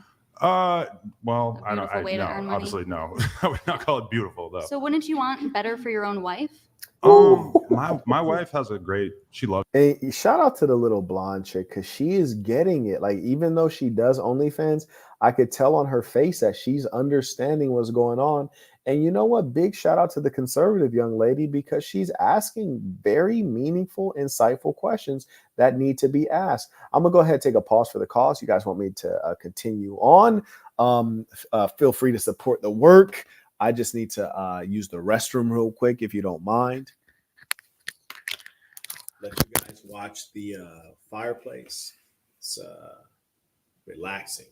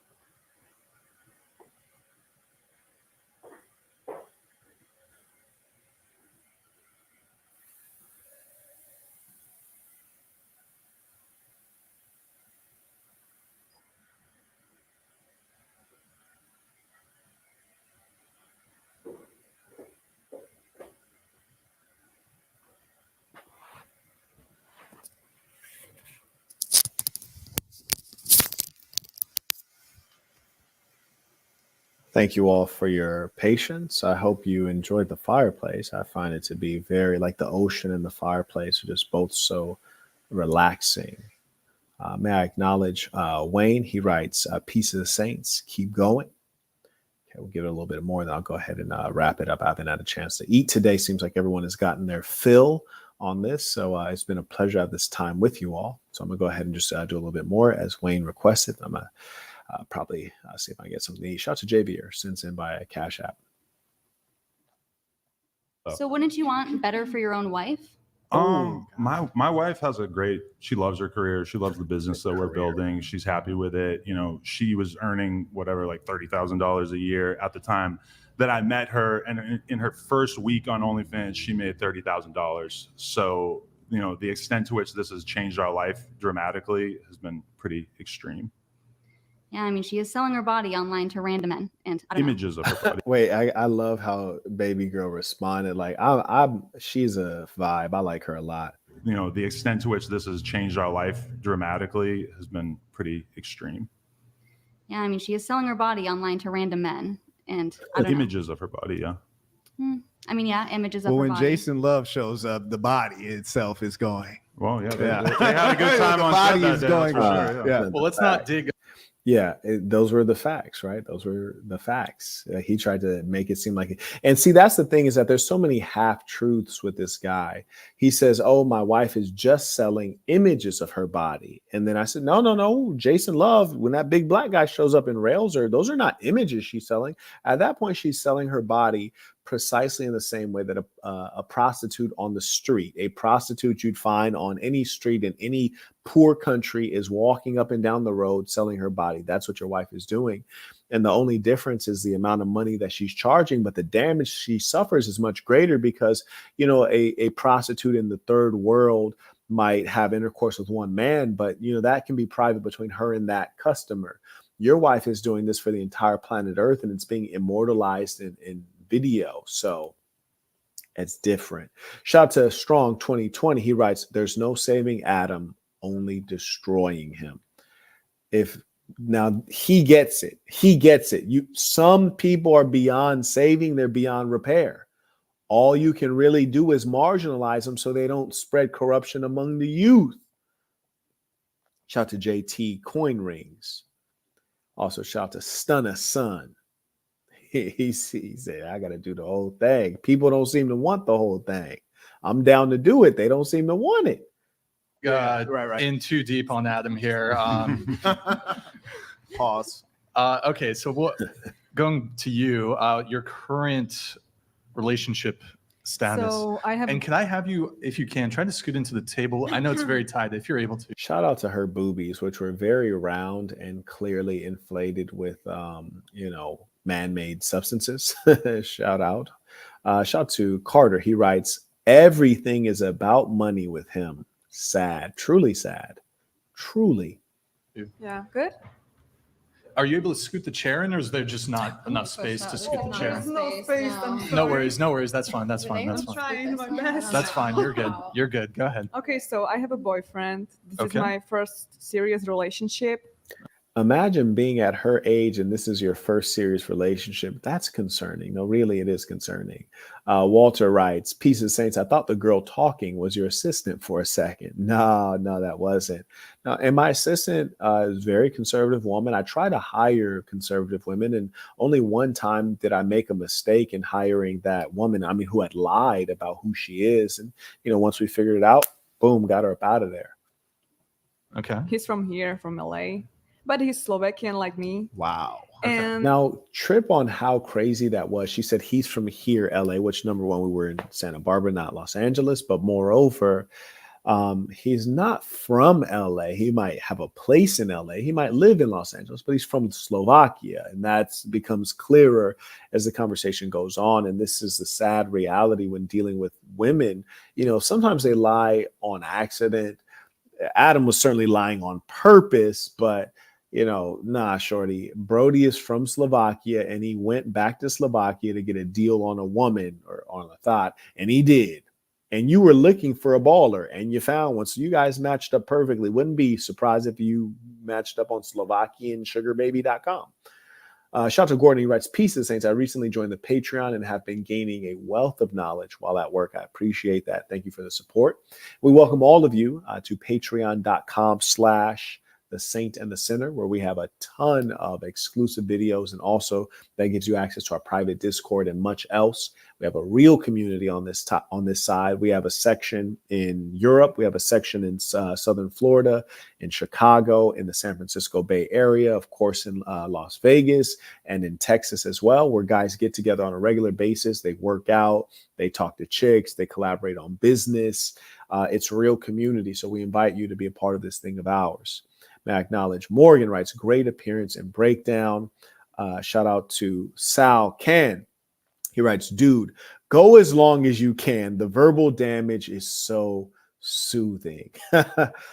As long as I can see me, I'm a machine. If I actually wanted to go 23 hours straight, I can. I do this. I got stamina. I go as long as you guys want me to go. Shout out to Wayne, comes in with a baller alert. He writes, peace to the saints. I want the whole thing. I'll support more. He said he want the whole thing. Shout out to Carter, comes in. He writes, please continue on Saint. Need to see him cry. Bruh, I agree. Let us see. And I'm faithful, but I do OnlyFans, so I do videos with girls only. Wait, why? Wait, why? Where do we get this weird idea that if it's a female being a lesbian, all of a sudden that's faithful? Would a lesbian say the same thing? So I just break your mind on this. A man and a woman are in a relationship. If a man and a woman are in a relationship and the woman does something with a woman, that's still faithful? That doesn't make any sense. Say if it was two lesbians and they say, oh, if you go to a different gender, would they say if you go to a different gender, you're still faithful as long as it's not another woman? So if you're two lesbians and the lesbian, one lesbian deals with a guy, would her lesbian girlfriend say you're still faithful because it's not a woman like me? No, this is complete lunacy. And that's what we're dealing with in this era. Dishonesty and lunacy. Shout out to Grand Slam, Sense Intuition, as well as King Tune, right? Shout out to the North Carolina Saints. In a real way, we outside. You feel, hold on. Okay. Butler donated Oh my God, $200. he's been summoned. All adult stars on a Is it long about enough herpes? timeline will get genital herpes as condoms do Damn. not protect from it. Do you think you're any different, Adam? No, you're not different. You're filthy. Oh wow! Oh my! Filthy. This guy. Now, this dude was actually speaking facts. He might be speaking in jest, or he might actually be dead serious. But the truth is that condoms do not protect from genital herpes. And genital herpes exposure is going to increase dramatically the more women you're with. Adam himself in this podcast stated that he had been with 700 women. How or why he keeps track of that, I don't know. But he seems as though that's a badge of honor or a trophy. Frankly, I'd rather not be with 700 women. That don't sound healthy. And more importantly, there's just a different tender way that a woman loves on you when she cares about you versus when she's a paid whore. Me, I need that special ingredient in my food of home cooked meals and in my lovemaking of the woman actually caring as opposed to being a prostitute. Every show, he's a urologist. Well, the last one shouted him out. Yeah, but I mean, I get tested for STDs every 2 weeks, just like almost every. So notice how he's trying to act. And this is, again, the kind of dishonesty you see with Adolf22 is that he's acting as though he gets tested for HPV and herpes every 2 weeks. And in fact, some clinics in America won't test for syphilis because supposedly it was eradicated, which is not true. You say, Marquett, how do you know this? Well, I used to work at Johns Hopkins Medical and I used to manage 200 medical professionals. Yeah, my real life. So that's how I happen to know things like this. Everybody in the porn business. And I've had sex with something like 700 women and most of those have been And see, he thought that was impressive. Porn business. And I've had sex with something like 700 women and most of those have been unprotected. Now, does that sound good? Now, of course, the thought next to him gives him some acknowledgement for this thing, which is actually an embarrassment and an abomination. But he says, I've had sex with 700 whores. And he said most of it has been unprotected. Like, my boy, that's not something I would want to advertise. And furthermore, a gentleman doesn't kiss and tell like this. It's really tacky. And that's precisely why we can't respect him, because we know he went into the porn industry because that's the only way he could get laid at that level, because he's not a boss. You dig? But yeah, 700 women unprotected and they're sex workers. You have herpes. That's just all there is to that. You have herpes and possibly much else. Certainly you have HPV. You could possibly even have syphilis and it's not tested on a regular basis. And no herpes yet. So, and that was the Freudian slip. He said no herpes yet, but we all know he already has it. But they don't test for it, right? That is a good point. Got him. No, they don't test for it, but he tried to act like they do. So in actual fact, he does not know if he has herpes, but we all know that he does know he has herpes because he probably gets outbreaks and has to use herpes medication to suppress it. point, Brian. I didn't know you were going to know that. But yeah, Got it. they don't, they don't test for it. You find out when you get a big fucking sore on your penis.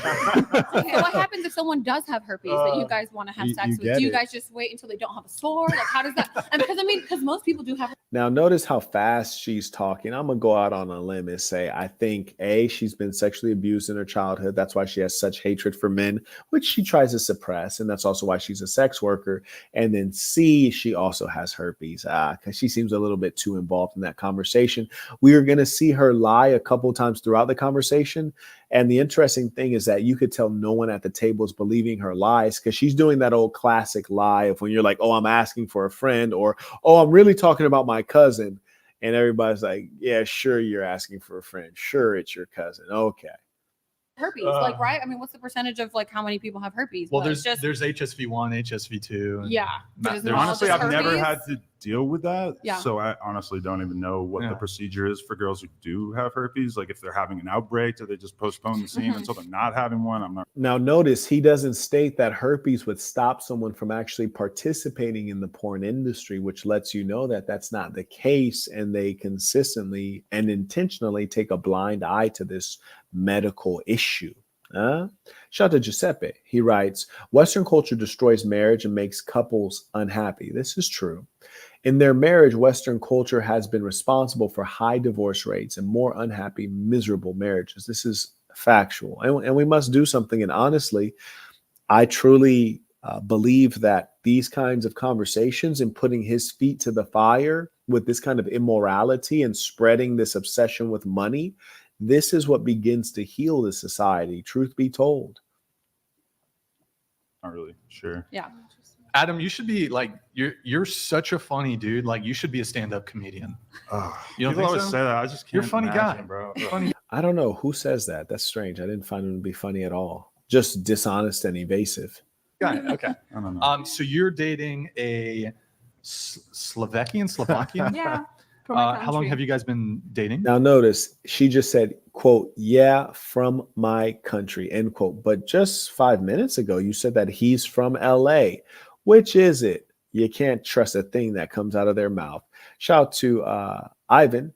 He writes via Cash App, 700 women, no condom is unbelievably disgusting indeed. It's scary. 3 years. Oh, 3 years. Oh, we Wait. are like couple. We are not dating. We are couple. I'm sorry. Oh, what? Never say never, right? Yeah, I mean, never. I was going to say next year. No. Into my country. I was never been here, you know? right. And he just wanted to go out with me. So I go with him and we just had a sex first night. Nice. Nice. And And she thinks that's funny. We had sex first night and starts laughing. Now, I'm not suggesting she's a dirtbag merely because they had intercourse on the first night. I think it was an uncomfortable laugh because she knows that, you know, there are probably people judging. Most of the people judging were probably sitting immediately to my left. But yeah, I don't know if that was necessarily a detail I would have added or been proud to share. Shout out to Devon Jackson. He was actually on the saw him in the chat. He writes, excellent appearance, Marquett. Adam is a true cuck fashion, cucked the content and rage quit much too early. He's truly a broken man. Yes, indeed. He is a broken man and a man in deep pain. Yes, indeed. we start to be like a couple. And then he brought you here. Since this day. What? So he brought you here. He brought me here, yeah. Okay, so he's a wealthy guy. No, he's a normal guy. Now notice how quickly I get that BS taken care of. So I said he's a wealthy guy, and then she says no, he's a normal guy. What she means is he's a normal guy in America, but in Slovakia, he is in actual fact a wealthy man. And see, that's why it's important to have experience and reasonable sophistication such that you can interpret these chicks and watch how I break that lie down real quick. No. He's YouTuber. And No, I know your country. The per capita income is like 32,000 per annum. So if he was able to take you from there to here, he would be wealthy in the context of your country. Okay, he's wealthy, but not Right. Okay. Come on. Let's be correct. here. billionaire. Okay. Yeah. Well, there's a big gap between a billionaire and wealth. And okay, now check this out. How smart is Marquett? How knowledgeable and accurate is Marquett? I just said the per capita income in her country, Slovakia, is about 32,000. Gee, Marquett's pretty damn sharp. He's pretty sharp. He walked in, met these chicks, and then the podcast starts. And then off the top of the head, a random irrelevant country in Europe, he said, nah, the per capita income is about 32,000 USD per annum. How in the hell did Marquett know that? And that is the big difference between Marquett and all these other YouTubers. Most of them have never heard of Slovakia, never been to Slovakia, don't know where it is on a map, and for damn sure could not at moment's notice tell you what the per capita income is without missing a beat. It's different over here. In Slovakia, right? Yeah, because this I enjoyed that too much. I'm going to rewind that real quick. Per annum. Here, yeah. Okay. And then he brought you here. Since this day. What? So he brought you here. He brought me here, yeah. Okay, so he's a wealthy guy. No, he's a normal guy. No. He's a YouTuber. And no, I know your country. The per capita income is like 32,000 per annum. So if he was able to take you from there to here, he would be wealthy in the context of your country. Okay, he's wealthy, but not right. Okay, come on, let's be correct. Billionaire. Here. Okay. Yeah. Well, there's a big gap between a billionaire and wealthy in Slovakia, right? Yeah, because this is a little country, you know. I do know. Yeah. So it's very hard to come from this country. You have to have money. You have to do something. Or that leave brain that country, game. You know, gotta be a throat goat. The average salary, the average salary in my country for one person is. Now, how strange is it? How strange is it when I just told her what the per capita income is? I just said the annual income is this, and now here she is trying to tell me what the average salary is. Like, I don't know. Like, Jesus Christ, they don't listen. 700 euros. Right. And it's per month. Nothing. Yeah, per month. It's nothing, you know. Right. So okay. yeah. Mm-hmm. Okay. All right. And you've been you met him in Slovakia, is that correct? And then you both came here. You've been living here ever since. He lives here for 10 years. Oh, so. he was already here, but you guys met. Recruiting down there, boy. Oh, we got another one. You can go years without an outbreak and still be spreading it. Only a Western blot test can detect it. Well, the vast majority of people. So I would, right. Then talk about it. That's their way of getting tested. Mm-hmm. What about you? I'm single. I've been single since June. And my longest relationship was 1.5 years, and it's the person that I filmed most my boy girl with. My boy girl. I also find it strange that they use the term boy girl when it should be man woman, but that's neither here nor there. I think it's just all a part of their sexual deviance. But anyways, may I acknowledge Carter? He writes, how does one protect against the herp? By dealing with women who don't have herpes. And the more chaste and moral and upright a woman is, the less likely she is to have herpes. But always got to have the lights on. You hear me? I got to see what's going on down there. You hear me? I got to take a look. See, now I ain't doing nothing crazy. I ain't like spread your lips. I'm not doing anything crazy, but you do want to take a look and see what you're doing. And consistently, you'll see that women are like, no, turn the lights off. No. It's like, nah, I don't know you like that, shorty. Turn them lights on.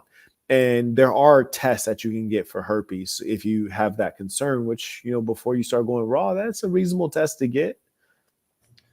Wait, so sorry, you've been single since June. Yeah. But you're currently involved with this? Or no, sorry, when I started only. Yeah, I do. Used to shoot. Terrible. Okay. Got it. What about you? I'm married. I've been married for 3 years. We've been together. Okay. I don't think it even. I'm assuming that was like a high school relationship then. Where aren't you? I mean, yeah. I don't have that much relationship experience, I guess. Like, oh my gosh, like, okay. Wait, is anybody like younger than 20 here? Boomer, I'm though, right? Yeah. And 20. I'm single and have been single since 2017. Damn. I've only ever been in one relationship, and that lasted almost a full year. Wait, so hold on. You're 20 though, right? Yeah. And 2017, so that was like you were what? 14. Oh God. And that was a 2-year relationship, you said? No, almost 1 year. Oh, 1 year. Okay. Yeah. Like junior high? Does that count as a relationship? Okay, got it. Ladies and saints, that is precisely what you call fresh water. That is as fresh as water gets. When you catch one of those, go ahead, catch it. Do whatever you got to do. Get married, skeet in there raw, and hold on. But okay, and then what about you? I've been married for 14 months. 14 months. Okay. Any kids? Yes, one daughter. One daughter. Okay, cool. And is that your longest? How long have you been seeing your husband? Well, we only dated for 3 months before we got married. I did have a previous. Got it. You have do, sir. Level of you. Marquett. Oh, sorry. Get it right. My bad. You have a high level of whiteness, so I'm not going to hold this against you. Okay. I'm very. Like you surf, right? I do surf. Exactly. There's a high, Exactly. Yes. Exactly. When, So, remember don't worry. when you married. Get it right. My bad. You have a high level of whiteness, so I'm not going to hold this against you. Okay. I'm very. Like you surf, right? I do surf. Exactly. There's a high, See, you got to be able to assess people. You got to be able to figure out who you're dealing with. And that's correct. Like I knew like the level of whiteness was very high. And I do want to warn all of you, like you don't ever want your levels of whatever you are to be too high. And what I mean is you're provincial or you can't get outside of yourself. You want to be a Renaissance man. You want to be a man who can stomp down on many territories, adjust, understand other people, maybe learn some new languages, things like that. You don't want to be too black, too white, too Chinese, too this or too that. You want to be a sophisticated Renaissance man, be able to, adjust, go with the flow. Exactly. Yes. Exactly. When, So, remember don't worry. when you came to like dap me up, I totally butchered That was it. awkward as hell. I figured like I'm too white, bro. you're You in gotta give me show a business. handshake. You met some of the blacks, but apparently not. I'm too white. I Yeah, only do it's handshakes. all good. What's your way of dapping up? The way He every did black this. guy does it. No. He did like this thing, and I instantly my Don't like look so awkward with anxiety it, just though. like It went was crazy. It was crazy. No, I was like, "Fuck, how do I do this?" Yeah, it was special. Yeah, like you hang around a lot of the blacks, right? So you know what we do. His wife.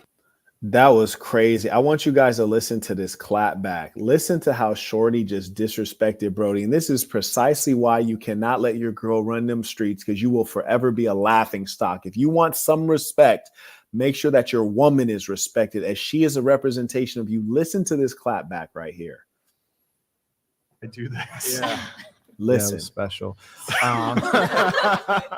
Yeah, like you hang around a lot of the blacks, right? So you know what we do. His wife does. Yeah. Dang. I don't know who said that. I think it was baby girl that's right next to me in the red. But when I told Brody, I said, you hang around a lot of the blacks. And Shorty was like, his wife does. Like, oh God, not little white girls roasting you. That's crazy.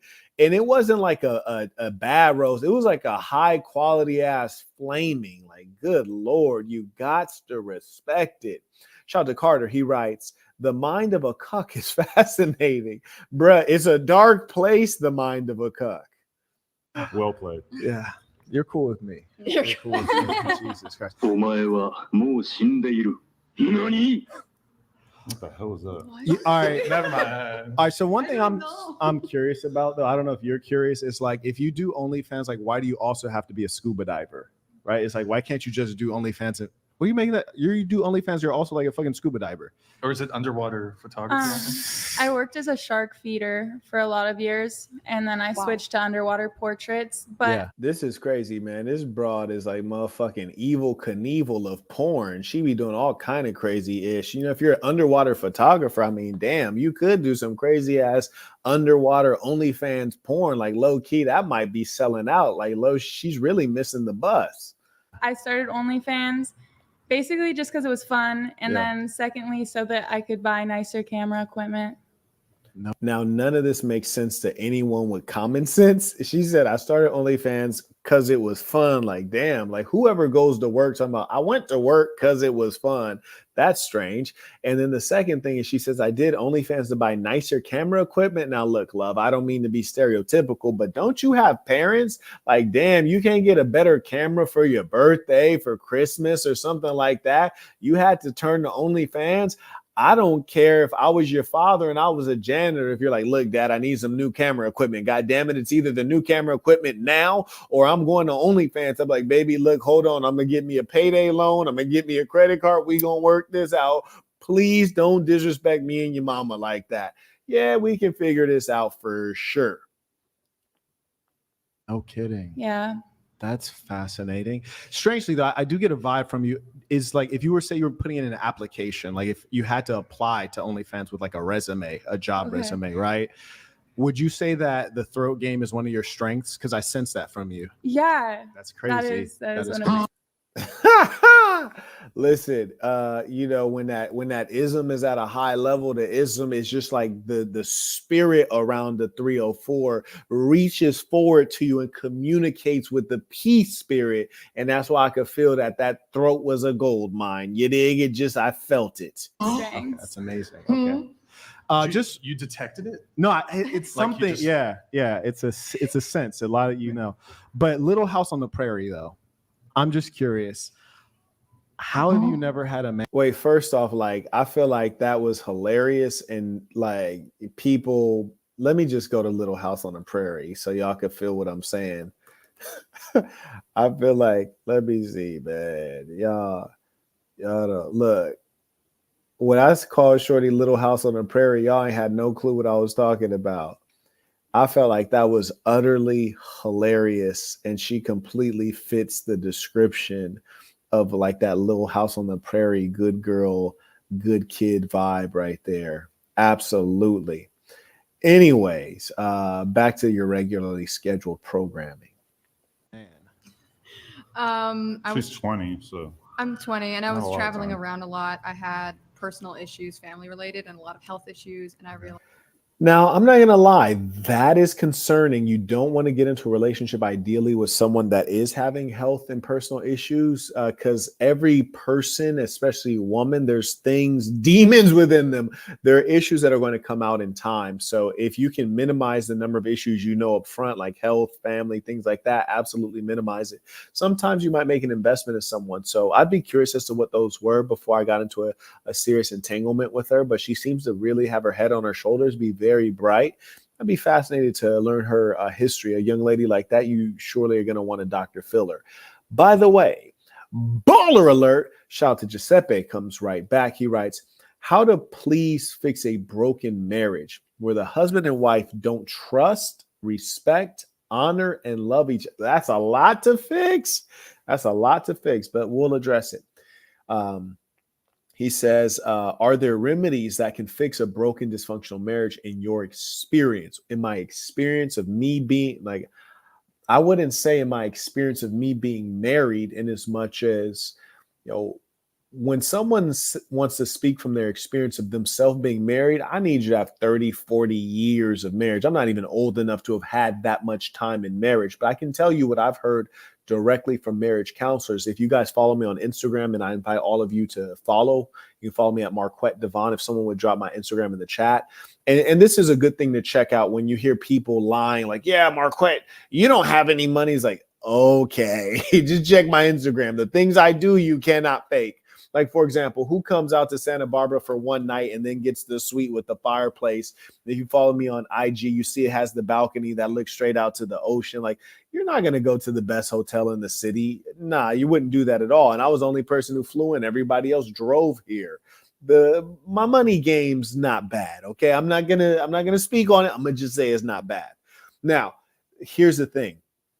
The reason I referenced my Instagram is because you can see me there with a lot of religious scholars. Religious scholars are often giving marriage counseling. And so I've gotten a lot of sage advice from these folks. The number one thing is, as I remind you, is selecting the right woman. That's number one.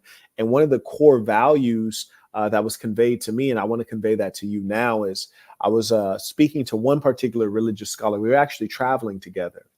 And he was telling me a story. He said, Marquette, you know, in all of my years of marriage, not one time did I contemplate divorce.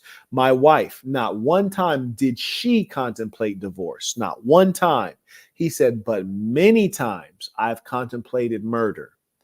And, you know, he said that in jest, but the point of that anecdote was that He and his wife would never consider divorce. Before that, they consider killing each other. They consider murder, which is to say divorce was out of the question. So he advised me, he said, never with your lady do you consider divorce. Do you discuss divorce? Do you threaten divorce? Do you say it's over? Do you say I don't want to be with you? Say everything in the book, but never say that the relationship will be over. You don't ever want to have extinction level conflict. So don't ever bring that into play. I think that was a great piece of advice, number one. Number two, when you say that the husband and wife don't trust, respect, honor, and love each other, well, love is the fuzziest thing and the hardest to deal with. What you really want to deal with first and foremost is that trust piece. Establish the trust first and foremost and start having a good time in the relationship. Again, often it falls apart because the man is the leader, which is to say you have to have goals in your relationship. You have to have goals with your wife, whether it's something you guys want to achieve together, something you can build together. And those are fundamental places. So have a goal with your wife. Things you're building, things you want to achieve, places you want to travel, and start rebuilding slowly but surely with some of those rules that I identified, which is never have extinction level problems, set goals with your lady, build things with her, acknowledge success, and work on those things. And the love will come, but that trust and respect, the respect is how you communicate, but you also have to make that a conscious goal with her. Thank you for that question and the support. Shout out to Fit John supporting the work. May I also acknowledge Jonathan. He writes, hey, Saint, I'm currently attending UCSB. It's great to have you in Santa Barbara. I appreciate that. And indeed, it's a pleasure to be here. I've not been to Santa Barbara since I came here to Isla Vista, or Isla Vista, as they call it, for Halloween many years ago. And it was a great time. I came twice in my life, and every time it was worth it. Every minute of it was exhilaration. Shout out to Paulo. He's supporting the work via Cash App. Truly appreciate those of you who do support the work. Carrying on.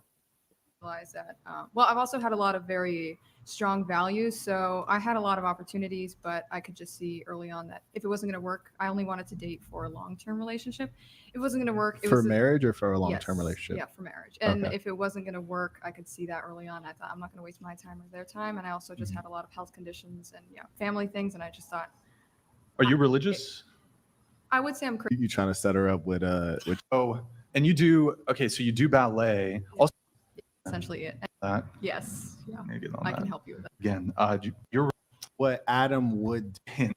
I usually don't discuss it. Can I? Your relationship status. I usually don't discuss it. This was actually something that, in retrospect, I'm like, did I really want to go there? Because truth be told, I'm a very private person. I deal with women who are very private, honorable, conservative women. And, I don't want to put their business out there. I like to stay low key, which is how a man should be. So, truth be told, I don't know if moving forward, I would ever even broach this particular conversation. Shout out to Jaylan. Writes, what is love and what does it mean? Love is something that's largely for women. It's often the heightened emotions that come along with the beginning of a relationship when there is both sexual interest in a man plus fantasy, meaning part of who she thinks the man is, she's making up in her head.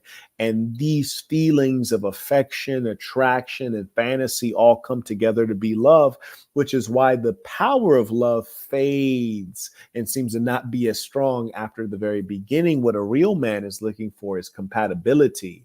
How well do we get along? How well do our values match up? Do I find her attractive? And when you mix all those things together and the compatibility and alignment is there, that's what men must operate on. Because remember, a woman can love you and still disrespect you. So I always go for the respect. And when I'm looking for compatibility, respect is a major value to share. Thank you for that question. Oh, can I skip it? Give us a hint. Yeah. Give us a hint. I'm doing what Adam would do if he was a boss, which is to say Adam is a boss. Wow. Which is to say that my lady's 100% monogamous and only wants to be monogamous, and then I do what I want to do. I see. So would you say you have a main piece, a main chick? Now, mind you, in case you're wondering, yes, that's boss talk. That's boss living. That's a boss lifestyle. If you were wondering, shout out to Stunna Sun writes, I cheated on my future wife a couple weeks ago, and we've been together 10 years now. And I think I caught a STD. It gets like that. I'm scared to get checked. You should absolutely get checked. Okay.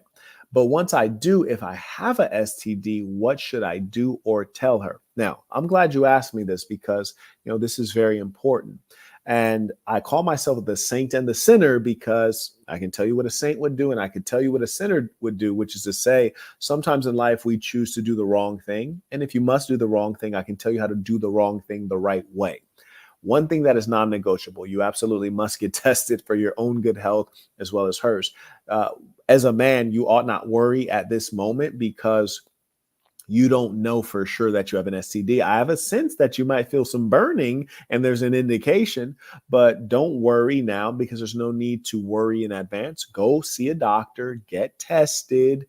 And once you get your result, you will then know if you've probably burned your old lady. In all likelihood, you probably have. If that's the case, you should then ask for a duplicate of that medicine. And then your quandary is, how do I administer this medicine without being found out for cheating, right? So there you have your challenge. You could potentially, put it in her food or put it in a drink for her and have her consume it that way.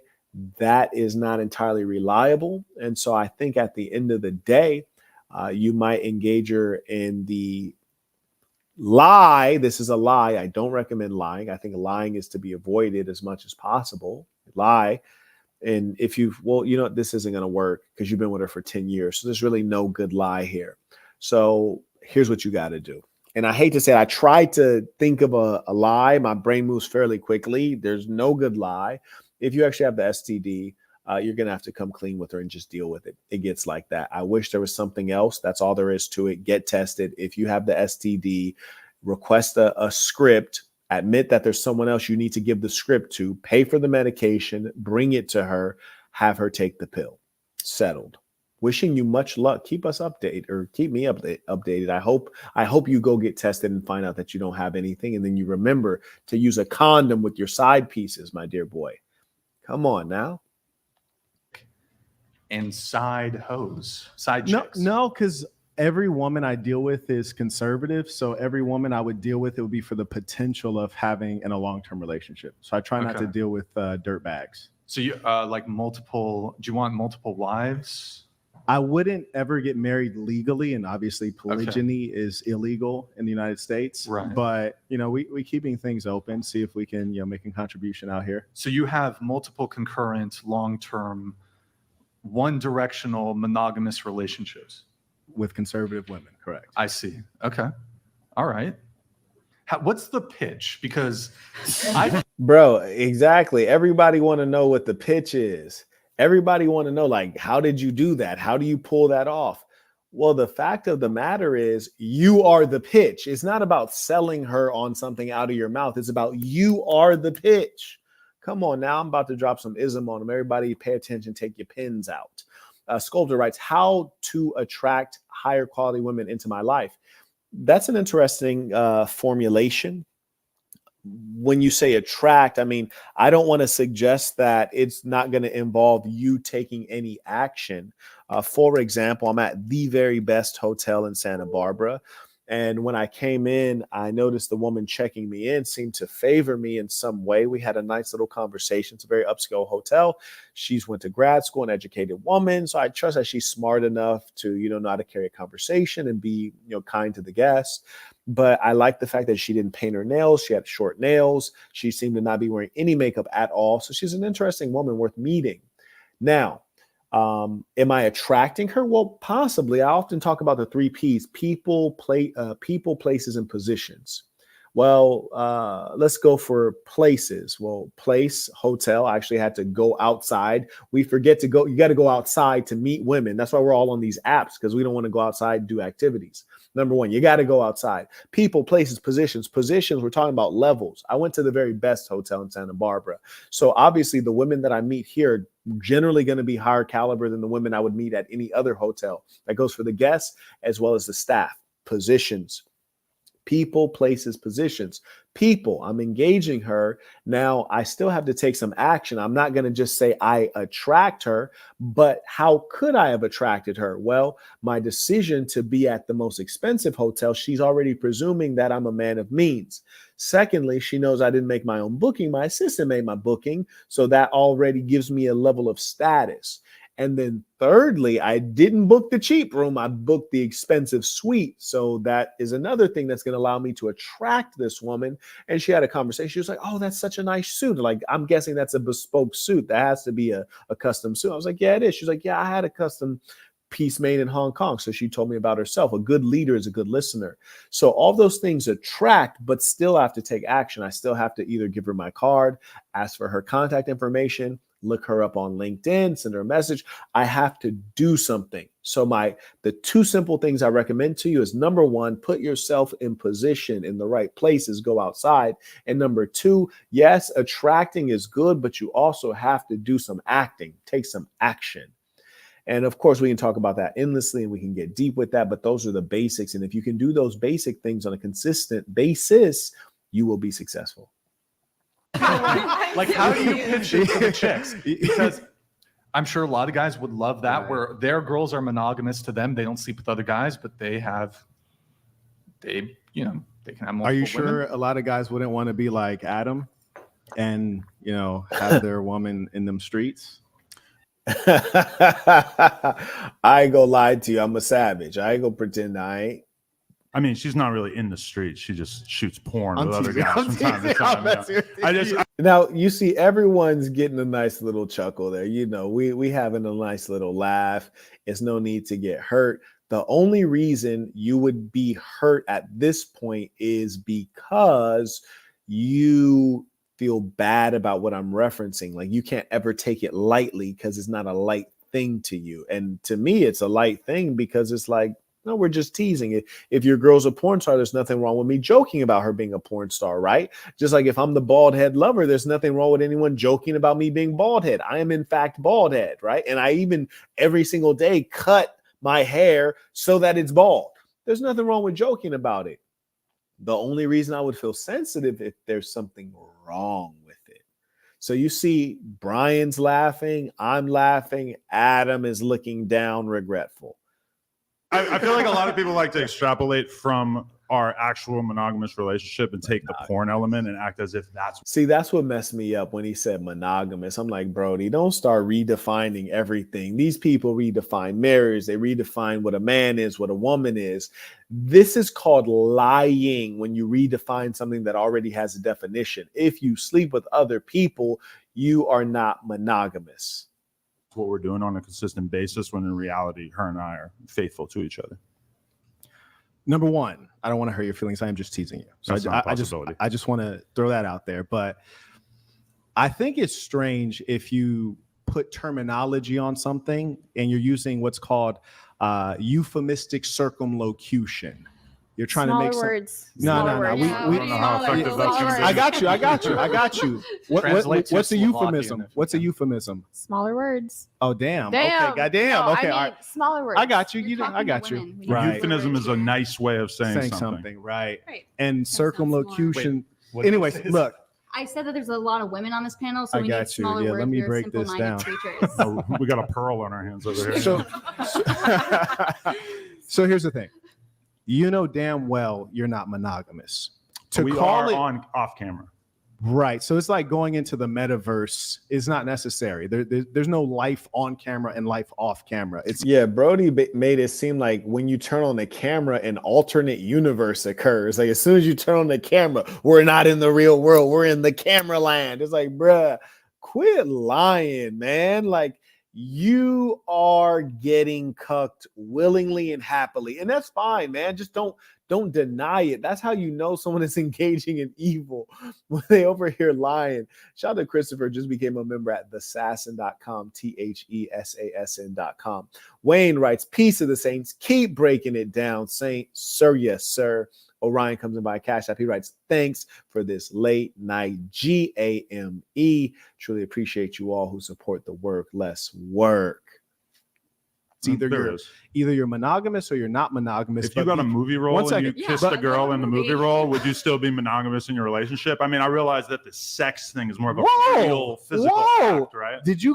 Now that was crazy. Did Brody basically suggest that if you're an actor, right? An actor, and then you do this, mwah, that's the same as Jason Love, a massive big black dude, putting his raw penis into your woman's vagina, the mother of your child putting his penis into the canal where your kid came out of, railing her and then skeeting in her and or skeeting on her face is the same as two Hollywood actors doing that.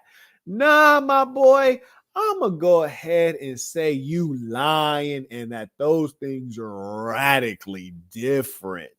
And you know what? I think we can all agree on that. He is making up things. You compare a movie kiss. You compared a movie kiss to your girl getting smacked down. It literally is. They're making a piece of content. They're making a film. I actually agree with him. I would say that's not being. I feel like you're intentionally misunderstanding what I'm saying. No, not at all. I mean, it's pretty obvious that there is a difference between doing things off camera. Let me ask you a question. Right? If you think I'm intentionally misunderstanding, you think if we took a poll right now, we said, would you consider Adam's relationship monogamous? Would people vote yes, it's monogamous, or no, it's not monogamous? Obviously, it comes with a very big caveat that says, why must there be a... See, here he is. It comes with a caveat. No, the truth doesn't have caveats. The truth is what it is. And I want you all to remember this from me, ladies and saints. It is the liar that wants to make everything complex. The truth is simple. Goodness is simple. You can feel when things are good. You can feel when things are bad. Huh? Yeah, the people who are liars, they have to make things complex. Why? To confuse you. Come on now. May I acknowledge, baller alert. Shout out to Teddy, came in with the second baller alert. He writes, dumbass bimbos don't know words. You ain't lying. On camera, the rules are slightly. But that's the whole point. There's no caveat. You're creating a false there is a caveat. frame. I just named the caveat. You're creating I think everybody here actually frame. understands it, right? Yeah. No, that's not true. You see all the girls nodding their head? No, that's because you have three conservative individuals here, and then you have everyone else here is in sex work. She just said she understands. Dude, I would say she's not in sex work. She's. I would. And that was a lie. They try to act like the chick in the red is not in sex work. Like, you are in sex work. You admitted to being a sugar baby. That's sex work. Just because you're now married, don't try to play innocent now. Now you're sitting in the correct seat. But why they put her between? This is confusing, right? Oh yeah. Because she's pretty and I need her next to me. No, I'm just saying, if it was to be like conservative and then OnlyFans girls, they would switch. Hold on, just 1 sec, guys. Mr. Adam 666, do not insult our intelligence. Your wife is a sex worker. There is no monogamy. You are the one pretending. Settled. I'm a sex worker. I love it. Shout out to whoever sent that super chat in. That was hilarious. It was a beautiful thing. And you know what's even funnier? Observe the strategies. This one is called a red herring. It's distracting. The fellow who pointed out that he's Adam 666, which is to say he's a devil, he said, your wife is a sex worker and you guys are not monogamous, which is a fact. So he basically called in, sent in $200 actually, just to agree with me. And then Adam doesn't respond and say, oh, you're wrong, like he was claiming I was wrong. He doesn't concede and say, oh, you're right. What I said earlier was incorrect. He then distracts and says, I'm a sex worker too. Well, that's not what's at issue currently. As well. Settled. Correct. Yeah. And you Adam both have 666. herpes. What the? I thought it's 22. Yeah. It's Adam 16. Oh, that's What funny. Cuck 22. That was like the double number. Yeah, that was like a play on. Yeah. Let's try to keep things a little pleasant.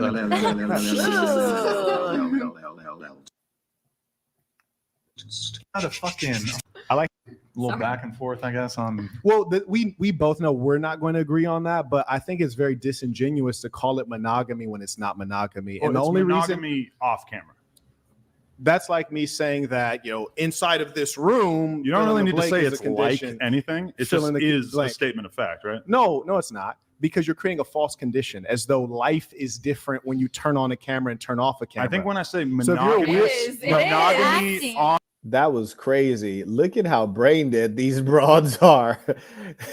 and the women will do anything to justify their actions. And that's precisely why when you're dealing with a dishonest female who by nature is a slore, you can't trust anything she says, because she'll look you dead in your eye, tell you a lie, and actually feel justified. That's the problem. They'll lie and feel justified while they're doing it, looking you dead in your eye.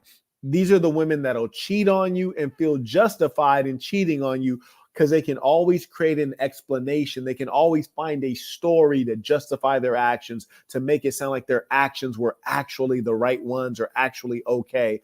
And that is why they're so problematic, and they're hard to deal with, because you're just expecting them to come back to a base of truth, and they never will. They will deny forever. They will stick to their lies. Shout out to Stunner Son.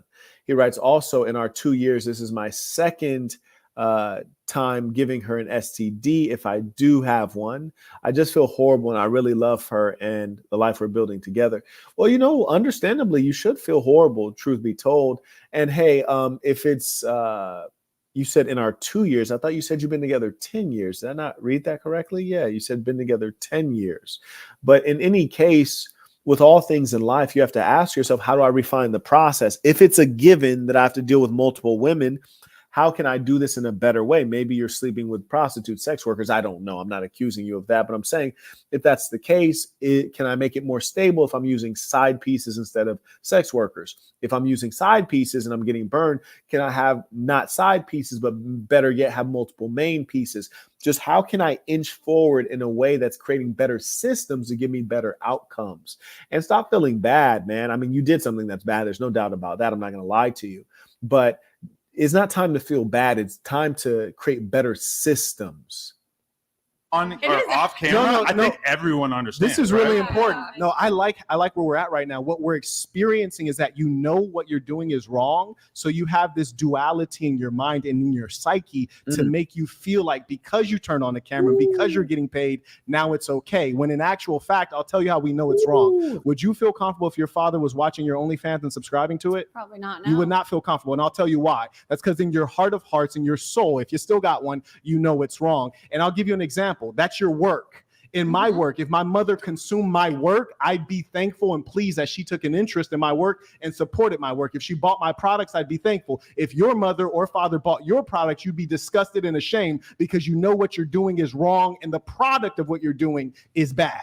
First of all, I don't do porn. Man, where the hell was the sound? Where was the goddamn sound effect? He should have dropped a bomb right there. Drop a flex bomb for that. What? She was eating up right there. And shout out to Olivia, because Olivia was like, yeah, talk that talk, daddy. Talk that talk. She knew I was dropping it. And those were facts. Somebody clip that and make a short out of it. DKB writes, you're a real one, Quet. I was clapping with a standing ovation when Adam Rage quit. And truth be told, that wasn't even my goal. It's just that the truth hurts. You hear me? The truth hurts. That's all there is to that. May I acknowledge Anthony, who just became a member at thesassin.com. We welcome you within this thing of ours, THESASN.com. May I also acknowledge Mr. Simmons comes in by Cash App. He writes, Viva la live stream. Great info, sir. I appreciate that. And thank you for supporting me. OnlyFans, so don't throw me in that. Okay. But I feel like it's like would I want my dad to watch me having sex with someone else, recorded or not. Like you do things like you don't want your parents to see everything that you're doing. Did you understand my point? To him, like it's a bad thing. Like how do you know that they're ashamed Real of quick, it? did you understand my point? And shout out to her for being a clout chasing D-rider. This is the kind of woman that will never be faithful to you, because as soon as she perceives someone else to be stronger, taller, faster, more interesting, getting more attention, having more clout, she's going to jump ship. So don't ever deal with a chick like that unless it's to smash and dash. You dig? You one of Santa's new reindeers called Dasher, Smasher, Dancer, Prancer, and Dasher. Get up out of there, May. What? Did you comprehend my point? I understand your point, Okay, but very good, I mean, I do agree with him. I think off camera, they are monogamous. Like, it's acting. It's like kissing someone in a movie. Like, Dang, she said getting smashed by another dude and nutted in is like acting. That's strange because I've done some acting in my time. I don't remember it feeling like that at all. What is she talking about? Big lies. And this again should remind you that for money and clout, people will lie, they'll deceive, they'll sell their body. And these are the wicked among us. If you want to know an easy way to find out if someone is a low person, observe what they will lower themselves to. like Okay, you let have me sex give scenes in you. movies. Let me ask you a question. I don't tip Sexy photos, Mhm. nude photos. yourself. Yeah. I would never. So going back though, how do you Donated $200. Hey, you do all future. I'm kind of thinking about this. One of these days, Adam, I'll have you on the podcast where not everyone's trying to dogpile you. No, he's bulletproof. He's bulletproof. for sure. Now, listen, again, I'm being very complimentary to the youngster. And Adam, he didn't make any concessions. I made several argumentative concessions. I made several compliments of him, and I didn't cut him off one time during the entire debate. And so really was first class in the way that I treated him. But the reason he got angry is because of the content of the argument. The sword of truth is what sliced his weak heart. Shout out to Rakeley Swimming. He writes, Marquett with the space lasers. It's like rain, everybody getting wet. Peace to the saints in a real way, brethren. Appreciate you. Shout out to the real one supporting. Okay. Yeah, no, he's bulletproof. Yeah. Okay, all right. Well, so what is the pitch? What's the pitch? Because I'm sure there's men out there that would like to have the kind of arrangement you have. Oh, I'm good. I can fight back. I'm okay. Right. Okay. So how do you with other or chicks? They're going to try to force some level of gender feminist, we're equal, or to the woman. Okay. How do you make, because most women are going to be like, no, I don't want you right with other or chicks. They're going to try to force some level of gender feminist, we're equal, we're the same, so if you do it, I do it. Okay. All right, so Adam, you ready for this? Get your pen and paper. Let's go. You ready for this? All right, cool. So the number one foundational piece is selecting the correct woman. I'll give you an example.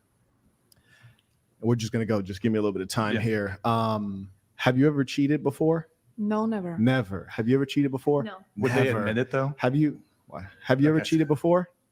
Yeah. Okay. Have you ever cheated before? You're lying. Have you ever cheated before? That's fucked up. No, I'll tell you what. No. And that's her friend. Clearly, that's her friend because she try to stand up for her on a consistent basis. But let's be real here. Do any of us believe that broad has never cheated? That broad hates men with all of her soul. So what is the likelihood that she's going to be faithful to any man, especially when she's living in the metaverse? She claimed that when you turn on a camera, just because you're doing it for porn, it doesn't count as sex or cheating. So certainly she's cheated. Maybe she just turned on the camera when she did it. That's the problem with a lot of females is they live in the metaverse. Furthermore, out of all these women, you can look into their eyes and see if they have a soul or not. How is it that the one that's the youngest and probably the sweetest and most open of them all, she admits to cheating? Is that because she's more of a dirtbag? No, that's because she's actually honest. So the blonde one who says, yeah, I've done it. Yeah, she's telling the truth. The one from Slovakia who slept with the dude on the first date and went with him because he has money, yeah, she's cheated too. And then the one who owns the OnlyFans agency and is an OnlyFans girl, come on, what are the chances? Please stop. Please stop with the lies. And here's the thing. The reason that I'm establishing a meaningful approach within the space is because I'm not being tolerant of their dishonesty. I'm addressing it straight on with no regard for their feelings. No, I will tell you why. I'm not picking on her. Why am I I'm going to tell you why. Straighten your mic, please. I will tell you why. I can read characters very well. Gotcha. There was a gentleman here named Nick. He was explaining to everyone how the show is going to proceed and giving us the basics on, how to pay attention, how to track the speaker, how to be respectful, in other words. There was one person who was not paying attention while he was talking. Who was that? That was me. That was you. Yeah. So out of everyone sitting here, why are you the one that's sitting here being disrespectful when he's taking out his time to show you how to best present yourself in front of millions of people? Because I was turning off my alarm. Yeah. And I didn't want to forget to do it. And here's the funny thing. She is straight up lying. Straight up lying. And again, gentlemen, this is the very worst woman to get with, is because every time you correct her, she has an excuse. Every time you correct her, she has an explanation. Every time you correct her, I'm not really wrong. It was actually this. No, love, you're wrong. You're absolutely wrong. And you can never become right until you admit your errors. But the problem we see consistently is that women don't want to take accountability.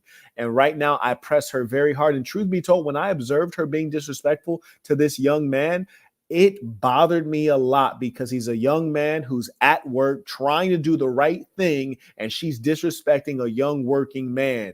And we've all been that man at some point, you and I. And I tell you what, he appreciated me speaking up on his behalf, because when I got up to walk to the restaurant, he reached out to restaurant. When I got up to walk to the restroom, he reached out to fist bump me, which is to say, hey, my employer didn't stand up for me. Marquett, I appreciate you being a real one and addressing this scallywag and her undue disrespect. And I'm going to replay this from the beginning, because I want you guys to hear me read this broad, the Riot Act. I want y'all to really hear me lay this down on this broad, because this is some of the realest stuff. Why? No, I will tell you why. I'm not picking on it. I'm going to tell you why. Straighten your mic, please. I will tell you why. I can read characters very well. Gotcha. There was a gentleman here named Nick. He was explaining to everyone how the show is going to proceed and giving us the basics on, how to pay attention, how to track the speaker, how to be respectful, in other words. There was one person who was not paying attention while he was talking. Who was that? That was me. That was you. Yeah. So out of everyone sitting here, why are you the one that's sitting here being disrespectful when he's taking out his time to show you how to best present yourself in front of millions of people? Because I was turning off my alarm. Yeah. And I didn't want to forget to do it later. Sure. I hear you. Because you're a disrespectful person, and you were rude and catty with him after he told you. As a boss, I always look at these things because I was rude and catty with him because I put my phone away. No. I don't think I said anything disrespectful. I mean, I agree with you. From. I agree that you think you didn't say anything disrespectful. I agree that you think you weren't being disrespectful, because that's your nature. So a person like you, who is by nature one who is narcissistic and disregards others, you're the one that's going to cheat. Because I was on my phone when I didn't. Why were you the only one?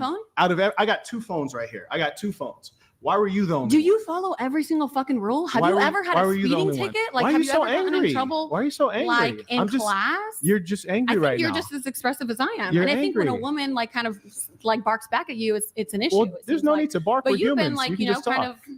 I'm just calling a spade a spade.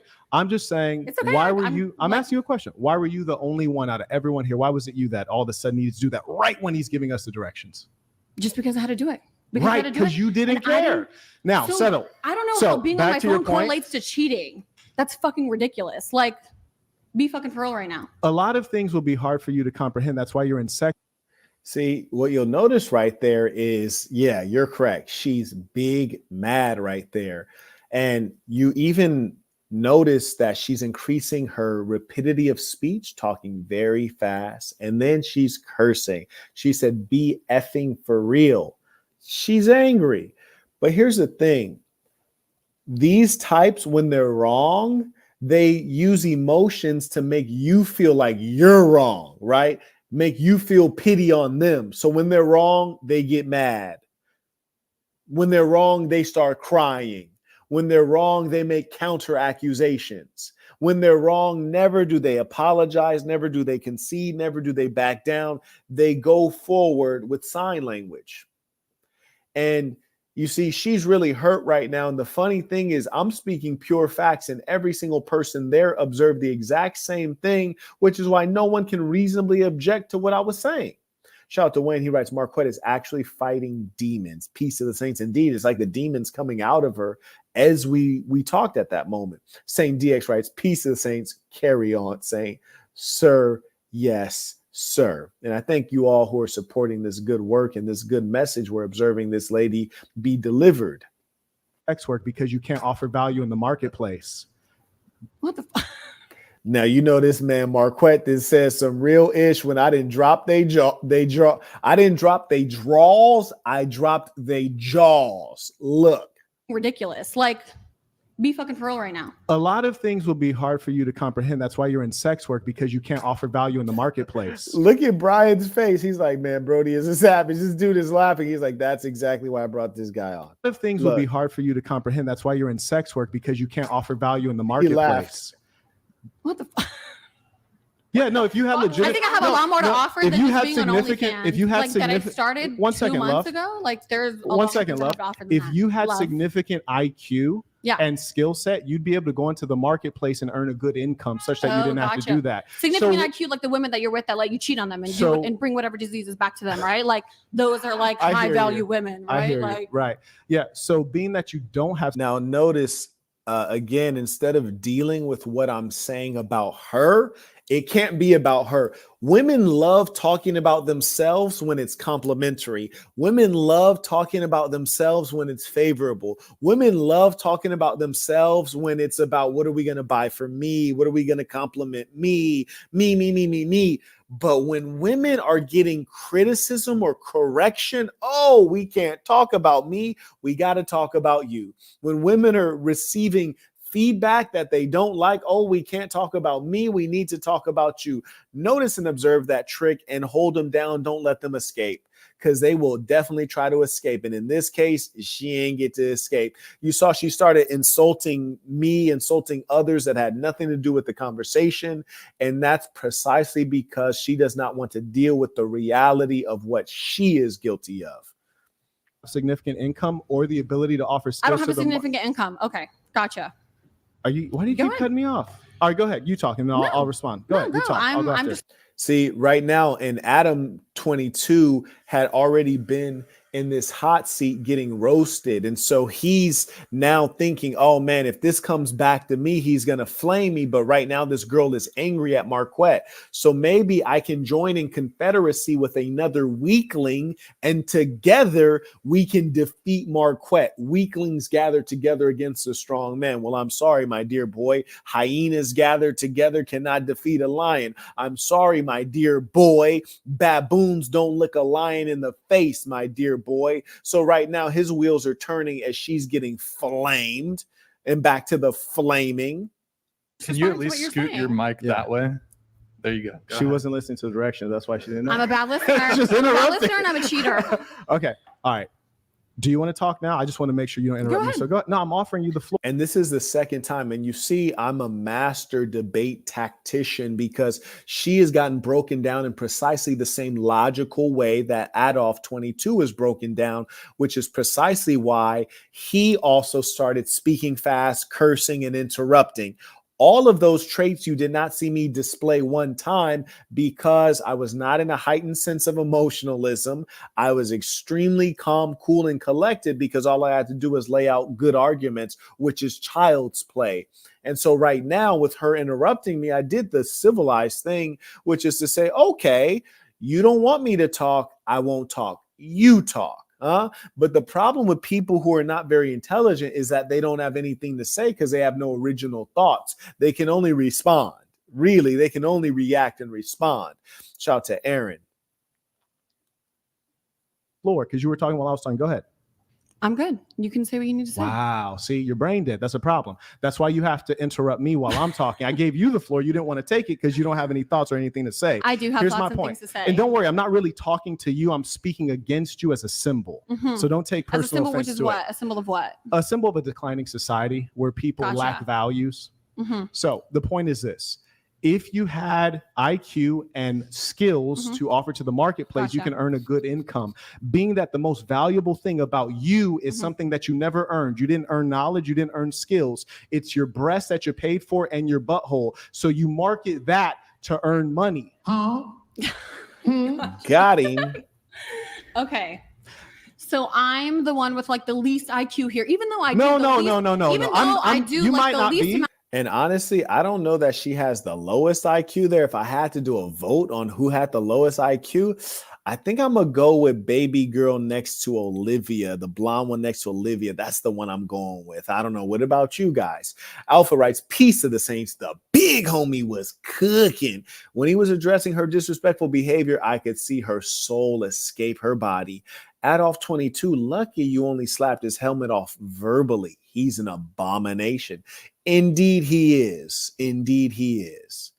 Found on OnlyFans, I surmise, because I'm the only woman who's barking back at you like I'm this brain dead fucking bimbo who has nothing to offer to society. I mean, and you see where the lies come into play. She's claiming that the only reason I'm addressing her in this manner is because she's barking back at me. No, I confirmed that before the live session even started. I observed how you treated Nick like a piece of trash because you view him as a cloutless peon. Yes, because Nick is not wealthy and famous, and you would not listen to him, and you treated him like a peon. And I observed that, and I didn't respect it. And based on that, I am addressing you and setting you straight. That is why. You see, as a boss and as an honorable man, I observed you basically disregarding that young man. And that's what I'm dealing with. We have a lot of people who can claim that they're men's rights advocates. You just saw me advocating for a man's right to respect. You dig?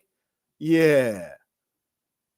Then what? Well, let's test it. Let's test it real quick. Okay, what's your age? I'm 28, but I'm not testing. Ooh, I'm not 28. doing a test. You're 28. I'm getting up there. You're right. Amazing. My eggs are drying up. Okay. I'm not going to be fertile. No one's going to want me. I'm not a high value woman. Like, that's what fine. else? We're not going there. Here's where we're going. If you weren't doing OnlyFans, how would you earn a 6-figure plus income? I do Wait, speak English. Go ahead. Go ahead. You see, it's like I almost took the English speaking ability out of her body. Like she just started speaking and messed it up because she realized, like, damn, he got me again. And she's just getting obliterated right here. No one's able to help her. Everyone's basically sitting and watching a slaughter fest. I work at one of the highest See, her English is failing right now. She is getting obliterated. She can't even speak English. the best clubs in Las You Vegas. seem like you're having trouble with English for a second.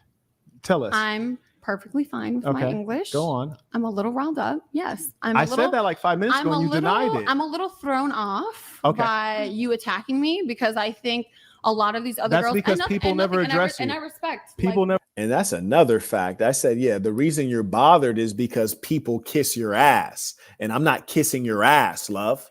Yeah, I'm keeping it a buck with you, and you're not used to the truth, and you're not used to men standing tall. You're used to men bending over the way Cuck22 bends over for his wife. And as long as people act like Cuck22, then women are going to continue to be emboldened to try to do us dirty. So that's why she's perplexed and befuddled. Like, whoa, I finally encountered a real one. I don't know what to do. Huh? That's what it was. Never address you directly.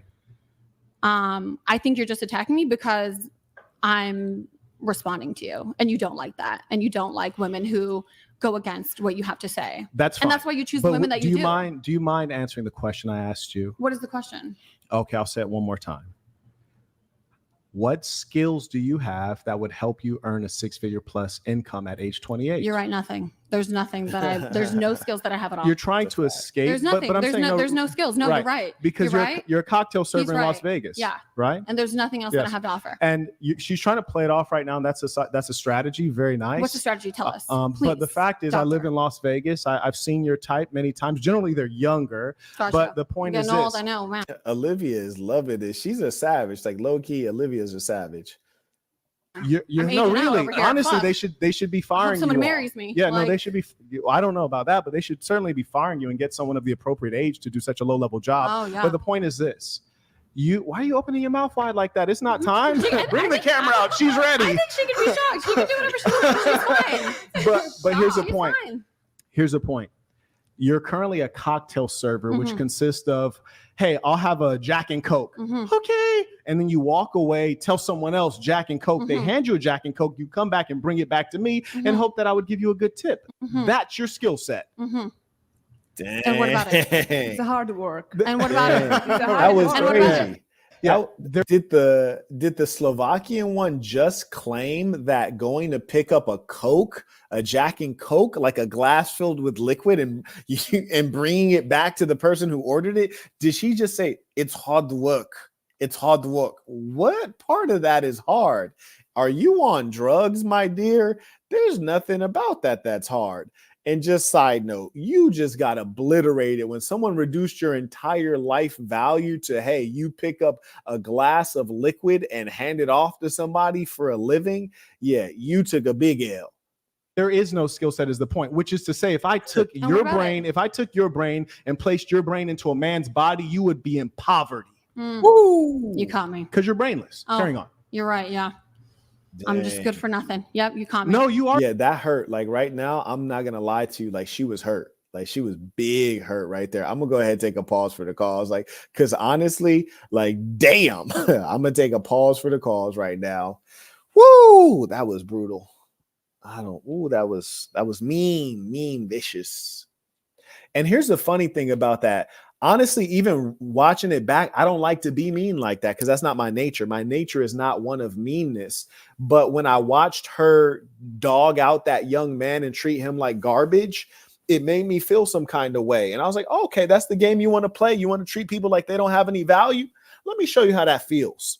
And the funny thing is I probably did a good thing for the earth because do you guys know how many men she's probably made feel like they don't have value? Well, now she got to have a taste of that and figure out what that's like. Now she knows. I think I did something good for the people, honestly.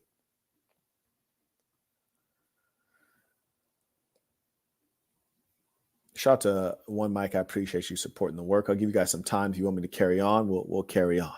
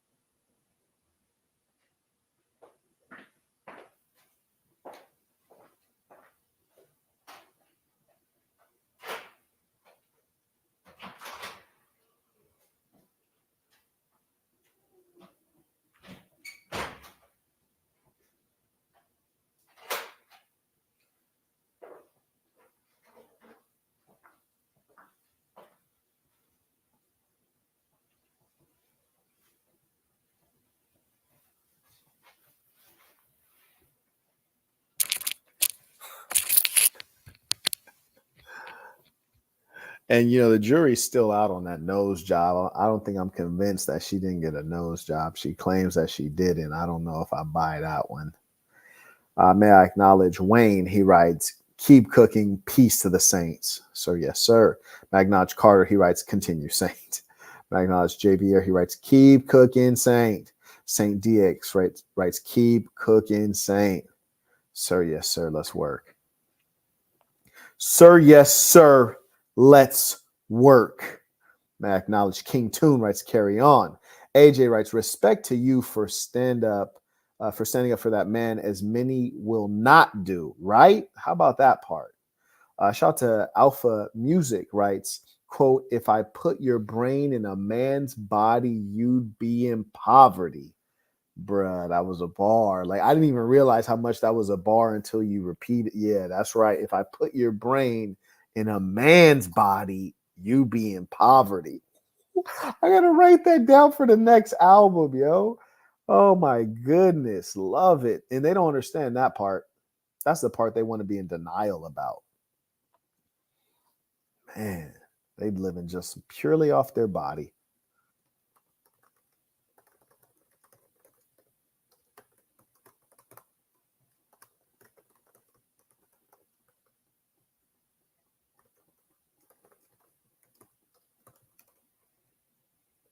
Yeah, that's going in the next album. I like that a lot. Indeed, Don DeMarco all the way. He writes, I know all of the OnlyFans girls on that panel felt that personally. Indeed, they did. She got humbled to the highest degree. Carry on. Indeed. So I appreciate you. Kelton writes, peace of Saints. Marquette respectfully, skillfully diced Adam and the chick up with logic and facts. Like a gentleman savage, much respect. You know, and that's the funny thing. They act like I was just hitting people with ad hominems. I was hitting people with just the truth, is what we call it. Shout out to Stunner Son. He writes, I got one more hour till I get to my destination. Please keep going. I hear you. He writes, top-notch content. Let's go. All right. Shout out to Deji. Writes, peace of the Saints. That was a masterclass, Saint. She was hurt and salty the whole show after that. You picked that up? Because it's like she kept trying to attack me. Even after I was like, all right, I'm going to play nice. I'm going to be the nice kid in the sandbox. She kept throwing jabs the whole time. And I was like, in my head, I was like, shorty, I already flamed you. Why do you keep poking the bears if you want me to sling my claws across your face and rip your head off? I've already mangled you. Why are you asking for more? I just said, okay, I'll chill. And you were the one begging for mercy. But here you are again. Shout out to Orion. He writes, may we be nourished by the truth. May we indeed. Shout out to Donovan. He writes, carry on. Peace of the Saints. And I appreciate you, Donovan. Shout out to all the moderators who help keep the chat clean and educational. Are good for something. That's why you have OnlyFans. And that's my point, is that's what you're good for.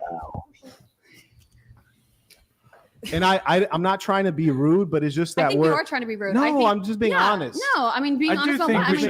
Do you even know who I am as a person? I mean, before like throwing these insults that I'm just this brain dead fucking woman who has nothing to offer. We should avoid ad hominem. But is it ad hominem when you actually? There were some, but brainless might be a little.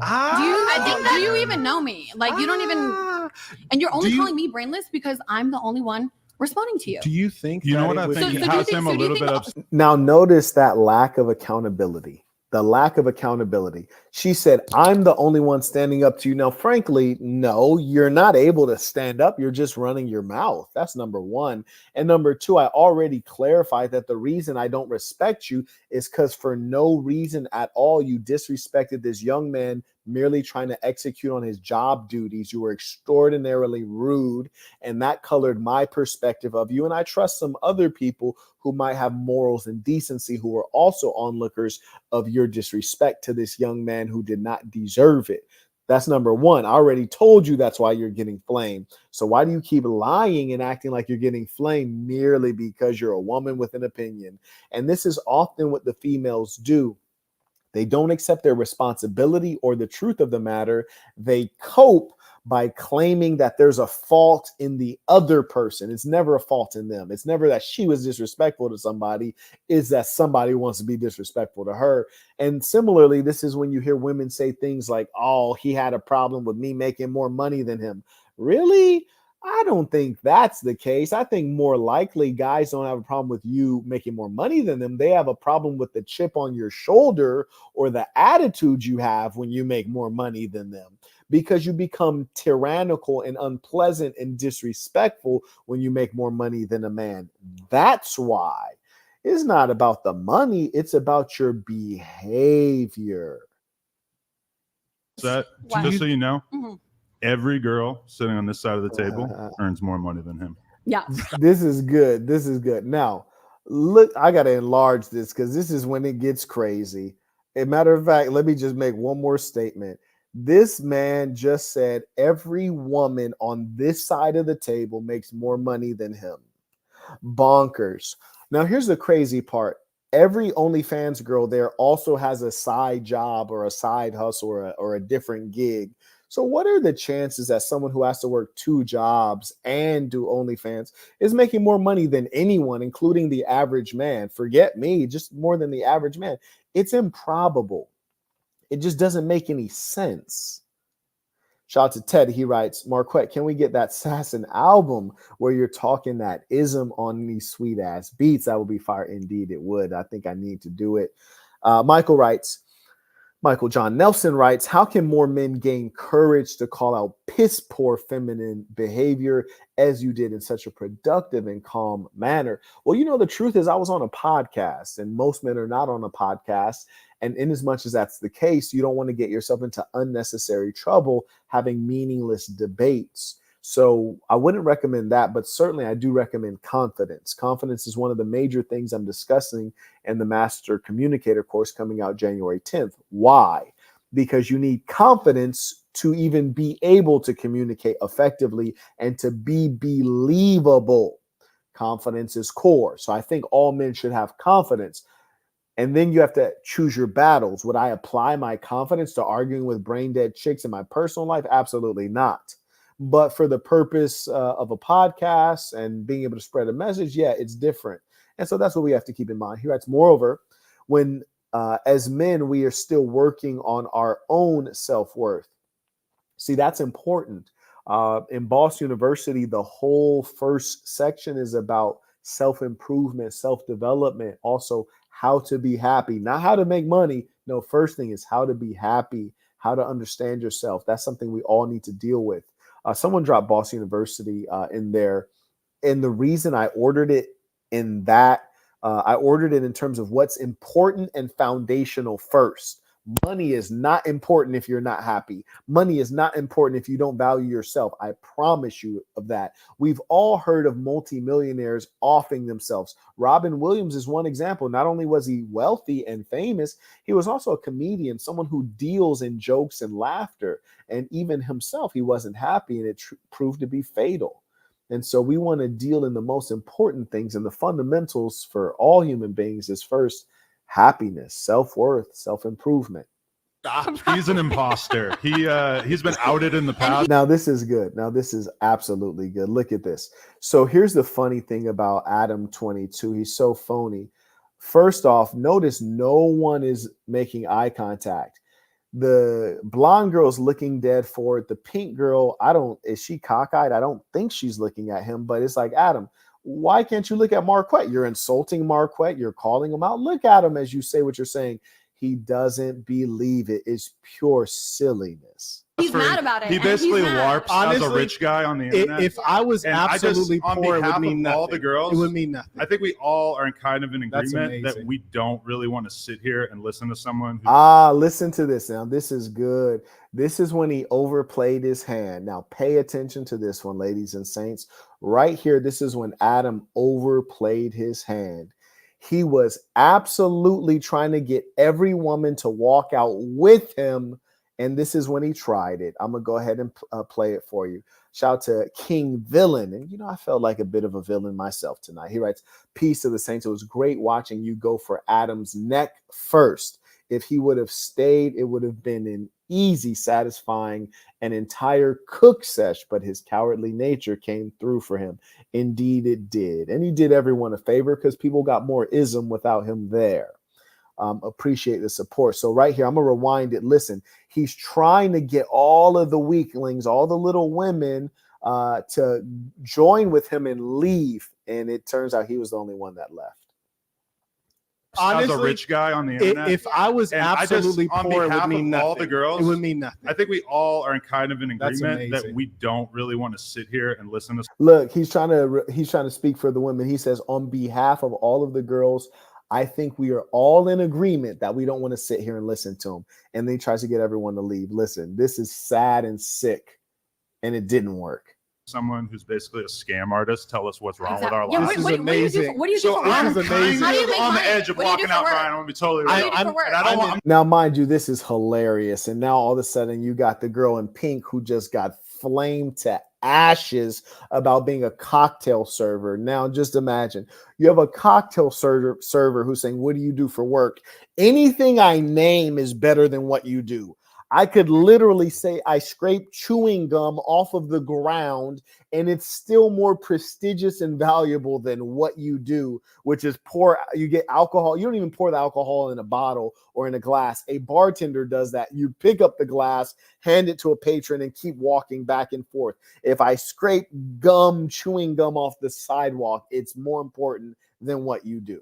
but he's gotten her gassed up. She's starting to feel like a little bit more confident. She thinks she has something to strike at.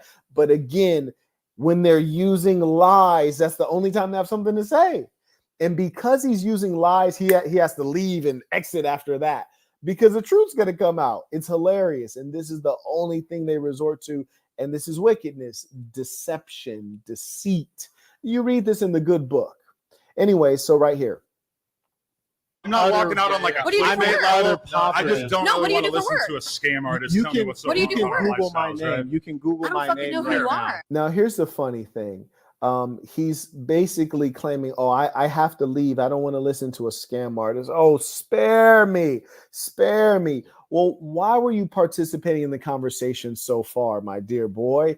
You got flamed in debate, and now all of a sudden I'm a scam artist. But why wouldn't you explain how? Because one thing I would think, if someone's actually a scam artist, there's no way they're going on a podcast with you, their enemy, and they sit there for 5 hours. That's a lot of time to explain some scamming. That's a lot of time. But it's invention. It's invention, and we see it's invention because then he runs out. But he tried to get the girls to go with him. Let's see.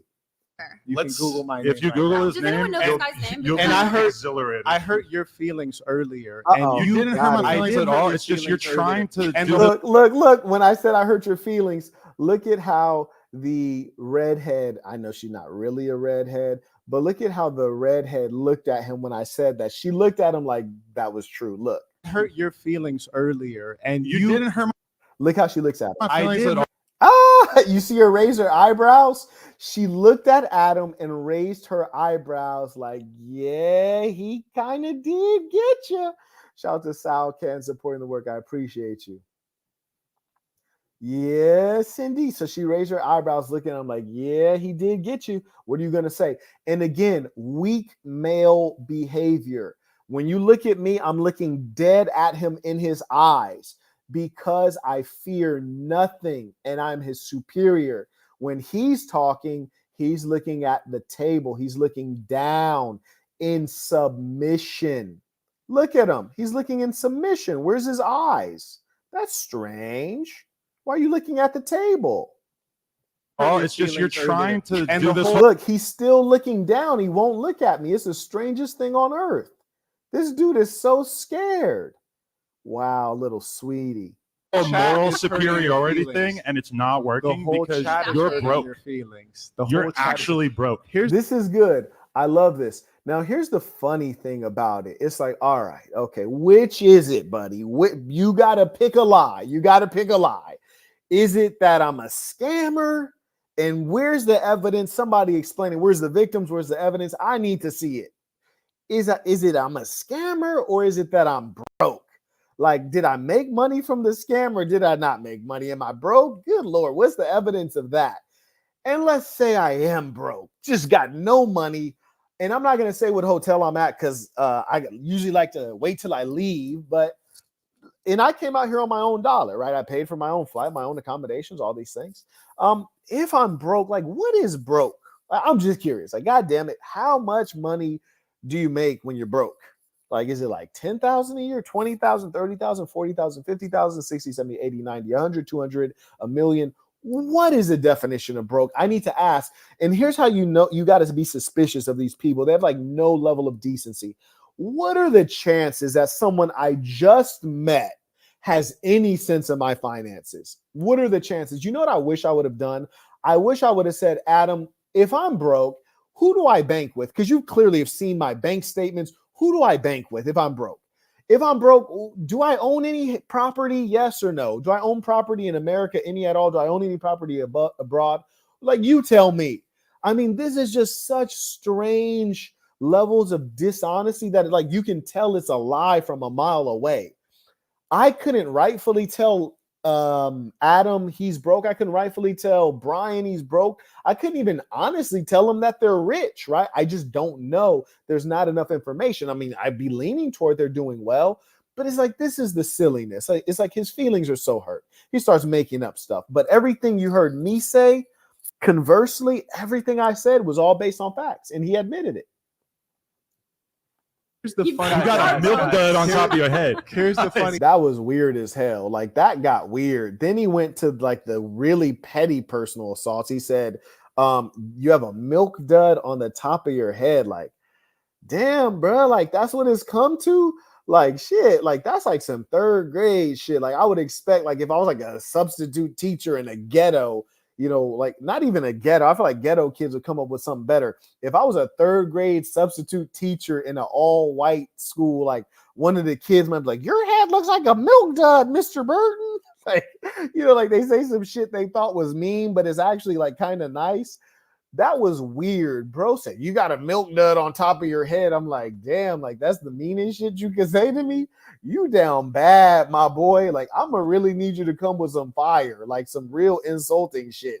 Cause I've been flaming you hard as hell. Like, good. I'm gonna rewind his insult. Just listen, his insults were so petty and pathetic. I'm gonna rewind them bitches so we can hear them again. It's sad. Come on, bruh. You gotta come with it. You talking to the big homie. You're actually broke. Here's the funny. You got a milk dud on top of your head. Here's the funny thing. I'm just being real with you. If I was actually broke, it literally would mean nothing to me. Then let's have them prove Why it. did you If do I an still had NFT a scam soul- on your fans for like if I still $400? Silly. see. Okay, now that was good. That was crazy. He just said, did you do an NFT scam on your fans for $400? I swear that's what he just said. I'm going to replay it because it was crazy. It was insane. I'm going to replay it so everyone hears it. Now, mind you, if you were really a scammer, would you replay this shit so we can like think through it? You might want to like fast forward by it or like not address it. No, I'm going to replay it so you can think through what he just said and how crazy and unrealistic it sounds. He stated that you scammed your fans for $400. That doesn't make any sense. Like, let's say someone was going to scam anyone, not even someone like me, just a regular guy. $400 though? Bruh, that's not even sensible. That's how you know they're making up shit. It's weird. Let me, and the figure keeps changing constantly. Like, damn, like how much did I scam for? Shit. $400 though? Come on, let's listen. If I was actually broke, it literally would mean nothing to me. Then let's have them prove Why it. did you If do I an still NFT had a scam soul- on your fans for Like, like if I still $400? Silly. see. Checkmate. It's like you almost laugh at him. Like he just said, why did you do an NFT scam on your fans for $400? Word. People are scamming for $400. Word. All right, now let me give you guys an example of what would make sense, right? Okay, just like so many times I could have scammed, so many times. For example, I've already put on 4 conferences plus 1 boot camp. That's 5 in-person events, 5 of them. You count it, 5. The ticket price to come to one of these events, let's say the ticket price is like $400, $500, $600, right? And I'm hosting like 40 people, right? So that's no less than $20,000. I could just take the $20,000 and never have the event. That would be a decent scam. You knock off $20,000 fairly quickly. That'd be a good scam, right? $20,000. That's a good start to scamming. What sense would it make to scam for $400? Like, it's just not even sensible. It doesn't even sound realistic. Here's another opportunity, right? Like, look. He said $400 on 100,000 fans. It's just truly crazy. Like these people are, it's like, you wrecked his soul when he's just like, his eyes are closed and he's swinging. Like, think about how he got brutalized. His eyes closed and he's just windmill swinging at the air, like not hitting anything. Okay, right now I'm putting on an event, Men's Trip 2024, taking all the Saints to Hoi An, Vietnam. Everyone paid up front. I could just take the money and not show up, right? I could just take the money and cancel the trip. That'd be a good scam. There have been so many billions of times that my integrity could have been at stake in public, and every single time I delivered. It's like My reputation is so strong because there have been an infinite number of times that I have shown myself to be a man of integrity. That's why people do business with me on a consistent basis. And that's just talking YouTube stuff. That's not talking about the long business life I've had before YouTube. So this is silliness. Like, he makes himself sound dumb to even say these kinds of things out loud. It's just crazy. It's really crazy.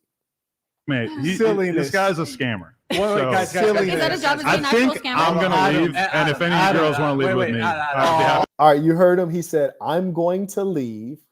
I'm going to leave. And if any girls want to leave with me, right? He's trying to get the girls to leave. He's literally, because he got flamed, he's trying to ruin the entire show. That's sad. Like, your feelings is hurt. Your feelings is hurt. You tried to ruin the whole show because you mad. Come on.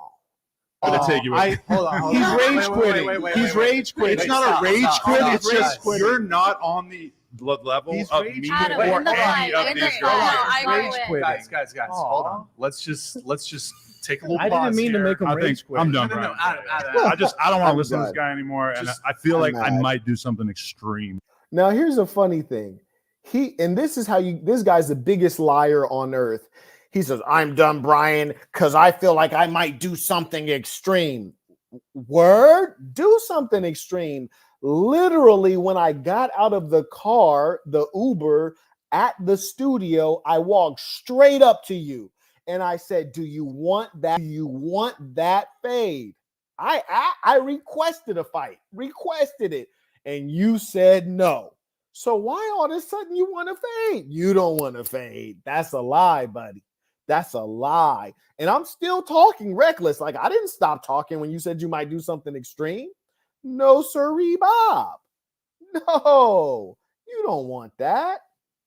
If I were to stick around, When I first walked in, I said, might "Do you have want to the fade?" polish that milk dud. When I first walked, when I guys, saw you appreciate you guys. downstairs, I said, "Do you want the fade?" And you said no. Okay. See what you When I fucking first did? walked in, I said, "Do you want Thanks the a fade?" lot. You said no. We could have took care of that before the show started. Yeah. Do you guys Yeah. have like some pre-existing beef or something? Listen, Can we switch Adam? when What if I we came in, kick this when guy I out came in instead? downstairs, the first thing I said when I saw him, I said, "Do you need that fade?" And he said, "No, it's just content." Right. And that's the realest shit you're going to ever hear on the internet. You will never hear of a YouTuber walk straight up to someone bigger than them and say, bro, you were talking crazy. Do you want that fade? I'm here in the flesh and I'm with the shits.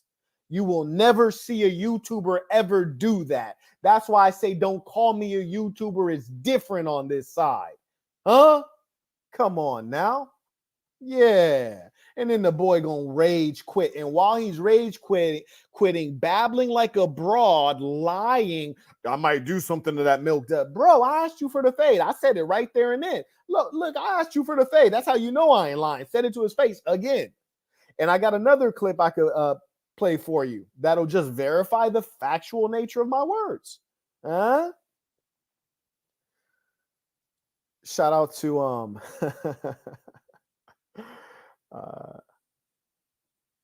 shout out to Juan. He writes, peace of the saints. Found it hilarious how the red dress woman didn't get what the difference was between you flying there and him driving there. Exactly. These broads are idiots and they don't know how I do, because truth be told, if I'd have drove there, you hear me, it would have been a totally different story. But see, here's the thing. I'm going to go out like Conan regardless, whether I got something on me or not. But if I do have something on me, I'm not the kind that's not going to use it. You heard me? I'm not that kind.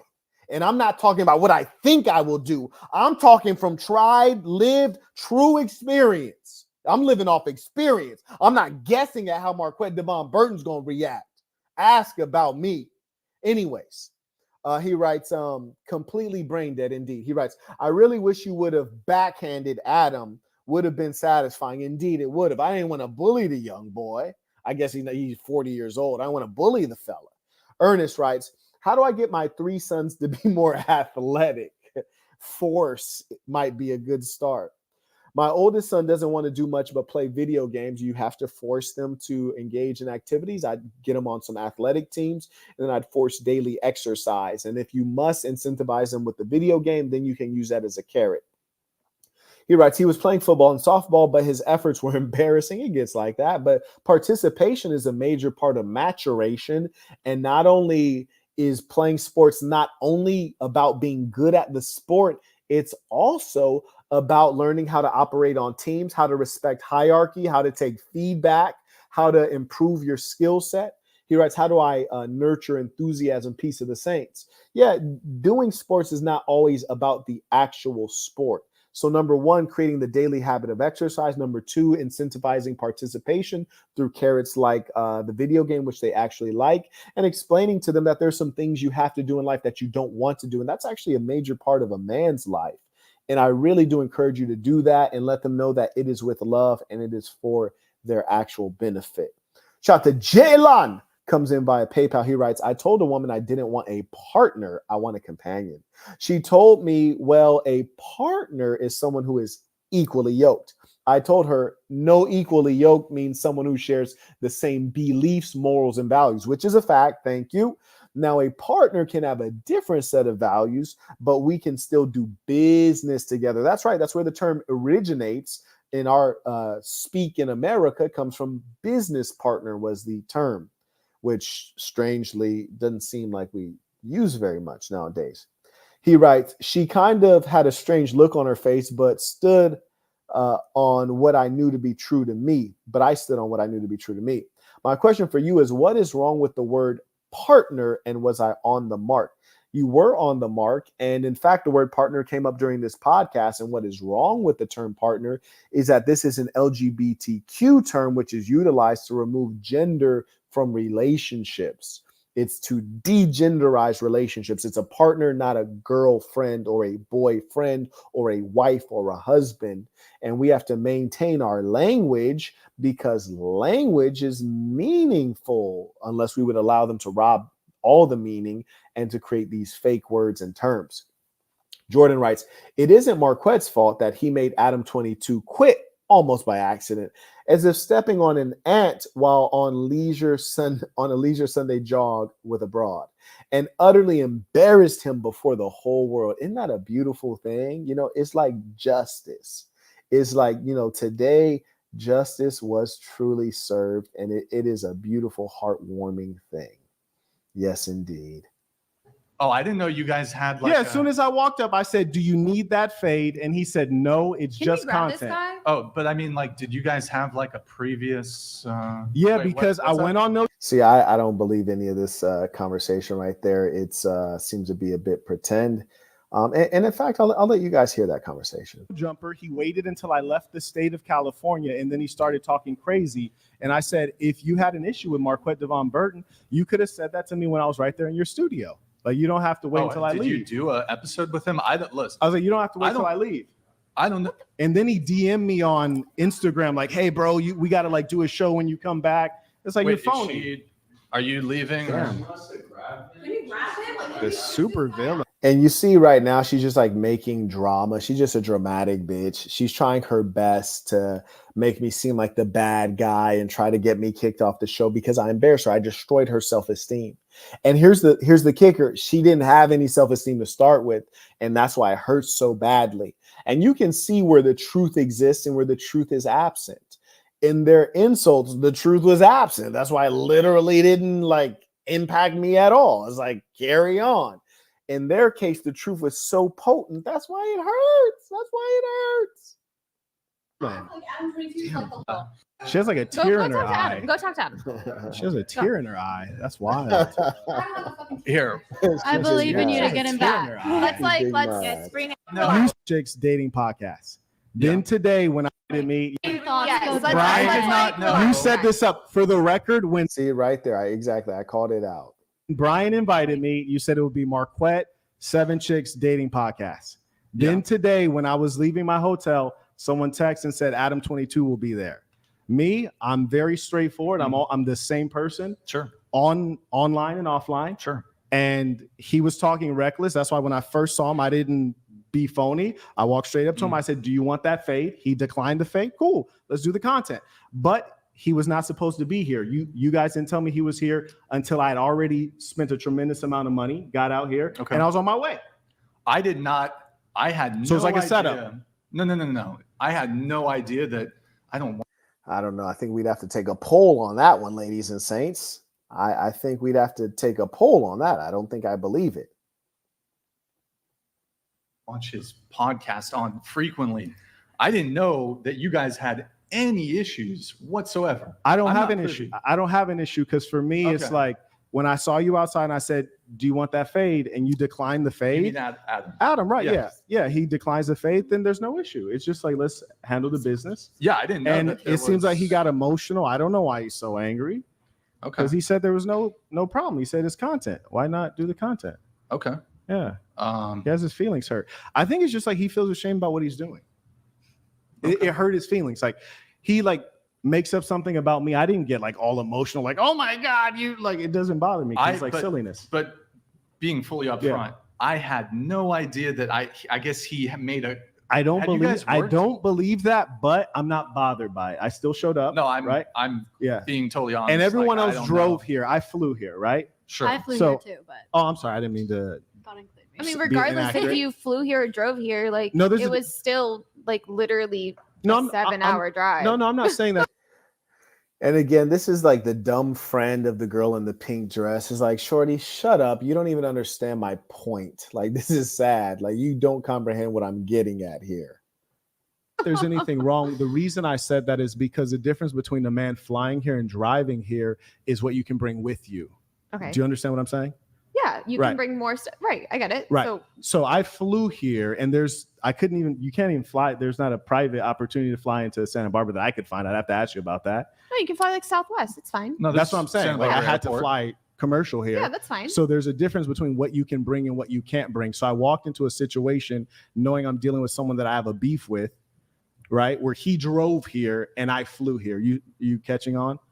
No, yeah, it's fine. No, it's not fine. really, I'm because sure I mean, regardless, we all took time to be here. So I mean, I can reiterate though, I was not aware. You guys seemed totally cool at the beginning of the. I didn't know. I was totally. Have cool. you been on this show before? I went on No Jumper. I didn't know. Okay. Yeah. I mean, I didn't know that there was a beef between. Honestly, you guys. once I ask you, do you want the fade, and you say no, to me, there's no beef.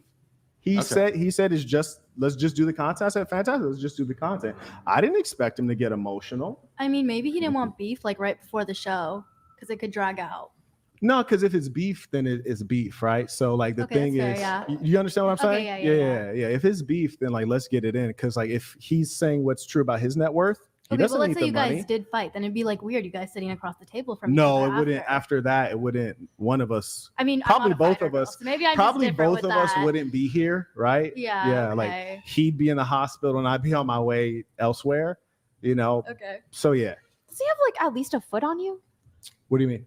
Like he's taller. He's like. Have you seen him? Yes. Have you guys seen the same him? size? Oh my God. I don't know, man. We were all standing in a circle. It's funny how like you gotta love haters. Haters be trying all kinds of techniques and tactics nowadays. It should be funny, low key. Like they try to act like they're not hating.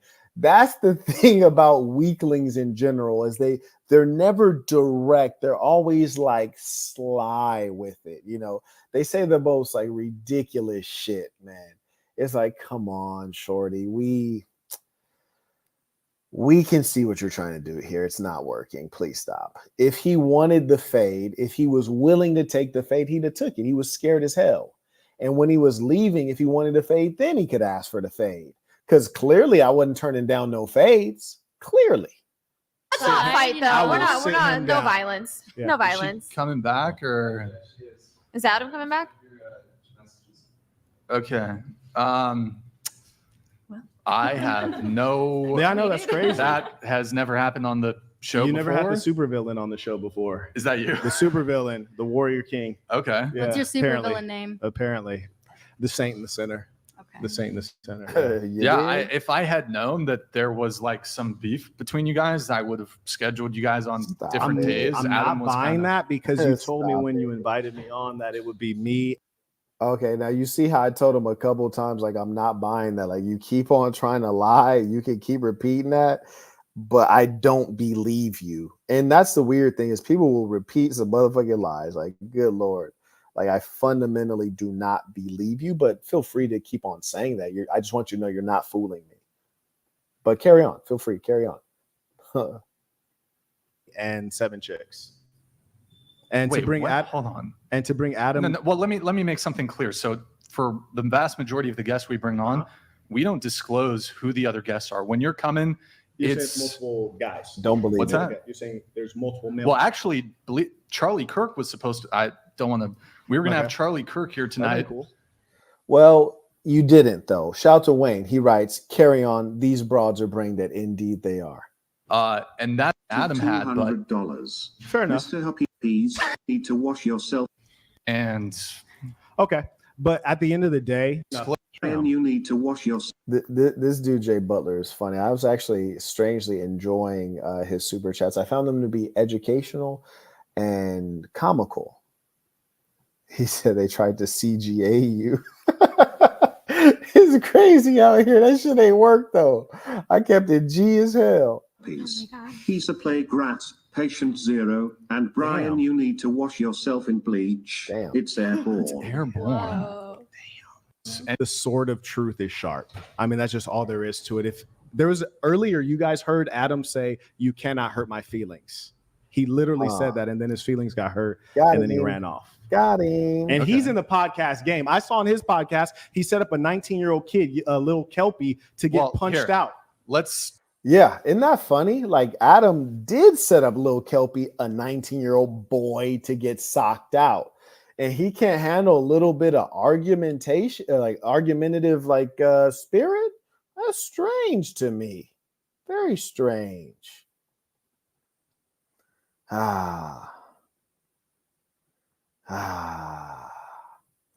Anyways, let the internet record. The Saint and the Sinner is a real one. Showed up, asked for my fade ski off top. Oh, and by the way, if you're wondering, I got a video. Like when I left out of the podcast, which again, I could have gotten jumped walking out of the podcast, right? When I left out of the podcast, Dolo walked out of the podcast. I see the woman who is immediately next to me, the woman in the red sweater, and I see her husband. And when I was about to get in my Uber, they walked over. He was like, "Hey, man, I just want to meet you. Shout out to you." And I was like, "Bro, I appreciate it." He was like, "Man, he was like, I was standing right next to Adam when you walked up. And the first thing you said was, 'Do you want that fade?'" And I was like, "Bro, like, let me record this so people can see that shit is real." He was like, "Yeah, bro, pull that phone out." I was like, "Absolutely." And this was literally right before the podcast started. I don't have any reason to come on here and lie because I live a real life. I live based on being myself, which is the easiest person to be. And this is on the Saint channel. I don't know why. I'm going to refresh this real quick, but confirm you guys can hear this. This is right after the Whatever podcast ended. Okay, here we are. After the podcast. What did you see when I walked up? As soon as you came up, you said, "You want the fade?" And you asked Adam that, and he said, "Nah, it's all content, bro." And Thank then you. He dapped you up. Dap me up like we're good friends, Yeah, right? yeah, Exactly. I thought it was going to be a chill podcast. And you got Wow. That, my friends, that, ladies and saints, is called evidence. That's a random young man I've never seen before in my life. And as you can see, he's next to the woman in the red sweater, because that's his lady. And they came together. They were there before I was. He was standing right next to Adam. He verified it. Marquett walked straight up to a man bigger than he is, said, "What that fade do?" And Brody bowed down and said, "No fade, it's just content. Don't you start talking tough inside the podcast, boy. We're not the same." I'm going to replay that. I enjoyed it. Okay, here we are. After the podcast. What did you see when I walked up? As soon as you came up, you said, "You want the fade?" And you asked Adam that, and he said, "Nah, it's all content, bro." And Thank then you. He dapped you up. Dap me up like we're good friends, Yeah, right? yeah, Exactly. I thought it was going to be a chill podcast. And he got his feelings That was hurt. crazy. That was crazy. Yeah, That yeah. was. Y'all. Okay, here we are. Wow. There you go. So, Saints,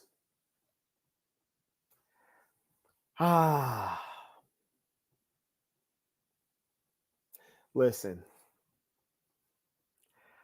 I'll give you guys some time to send in your comments, questions, tuition, timestamps as we go ahead and wind down. Man, they try to defeat you with lies. I tell you what, man. This is a kind of situation, if I didn't have like a video of it, they'd have tried to flip the story. Yeah, when Marquett showed up, Adam asked Marquett for the fade, and Marquett didn't want the fade. They try to flip it. I swear they try to flip it. If I didn't have video evidence, that's how sick and sad it is today. Shout out to Rakely. He writes, Adam's entire business is built on a lie. I don't know what it is, but something stinks. Indeed. No successful entrepreneur crumbles emotionally like that off of words. Something stinks. Indeed. Indeed. Yep. Saints, it's been truly a pleasure. Shout out to Strong 2020 writes, respect traveling dolo, right? And I've said this to you guys before. I've said things like this, like you might see me with me, one of my assistants, or maybe two of my assistants. You might see me with a chick I'm dating. You might see me dolo. You're not going to see me with a bunch of people or bodyguards. No, I'm not rocking like that. Nah, you see me dolo. But I tell you what, you run up on me in Saint City, I highly don't recommend it, because I'm going to be extreme. I'm going to be extreme. You're not going to get what you thought you were going to get. You're going to get the worst. It's going to be so much more extreme than you expect. I'll kill an ant with a sledgehammer. That's my actual personality, not what I'm making up. That's what I've lived my whole life.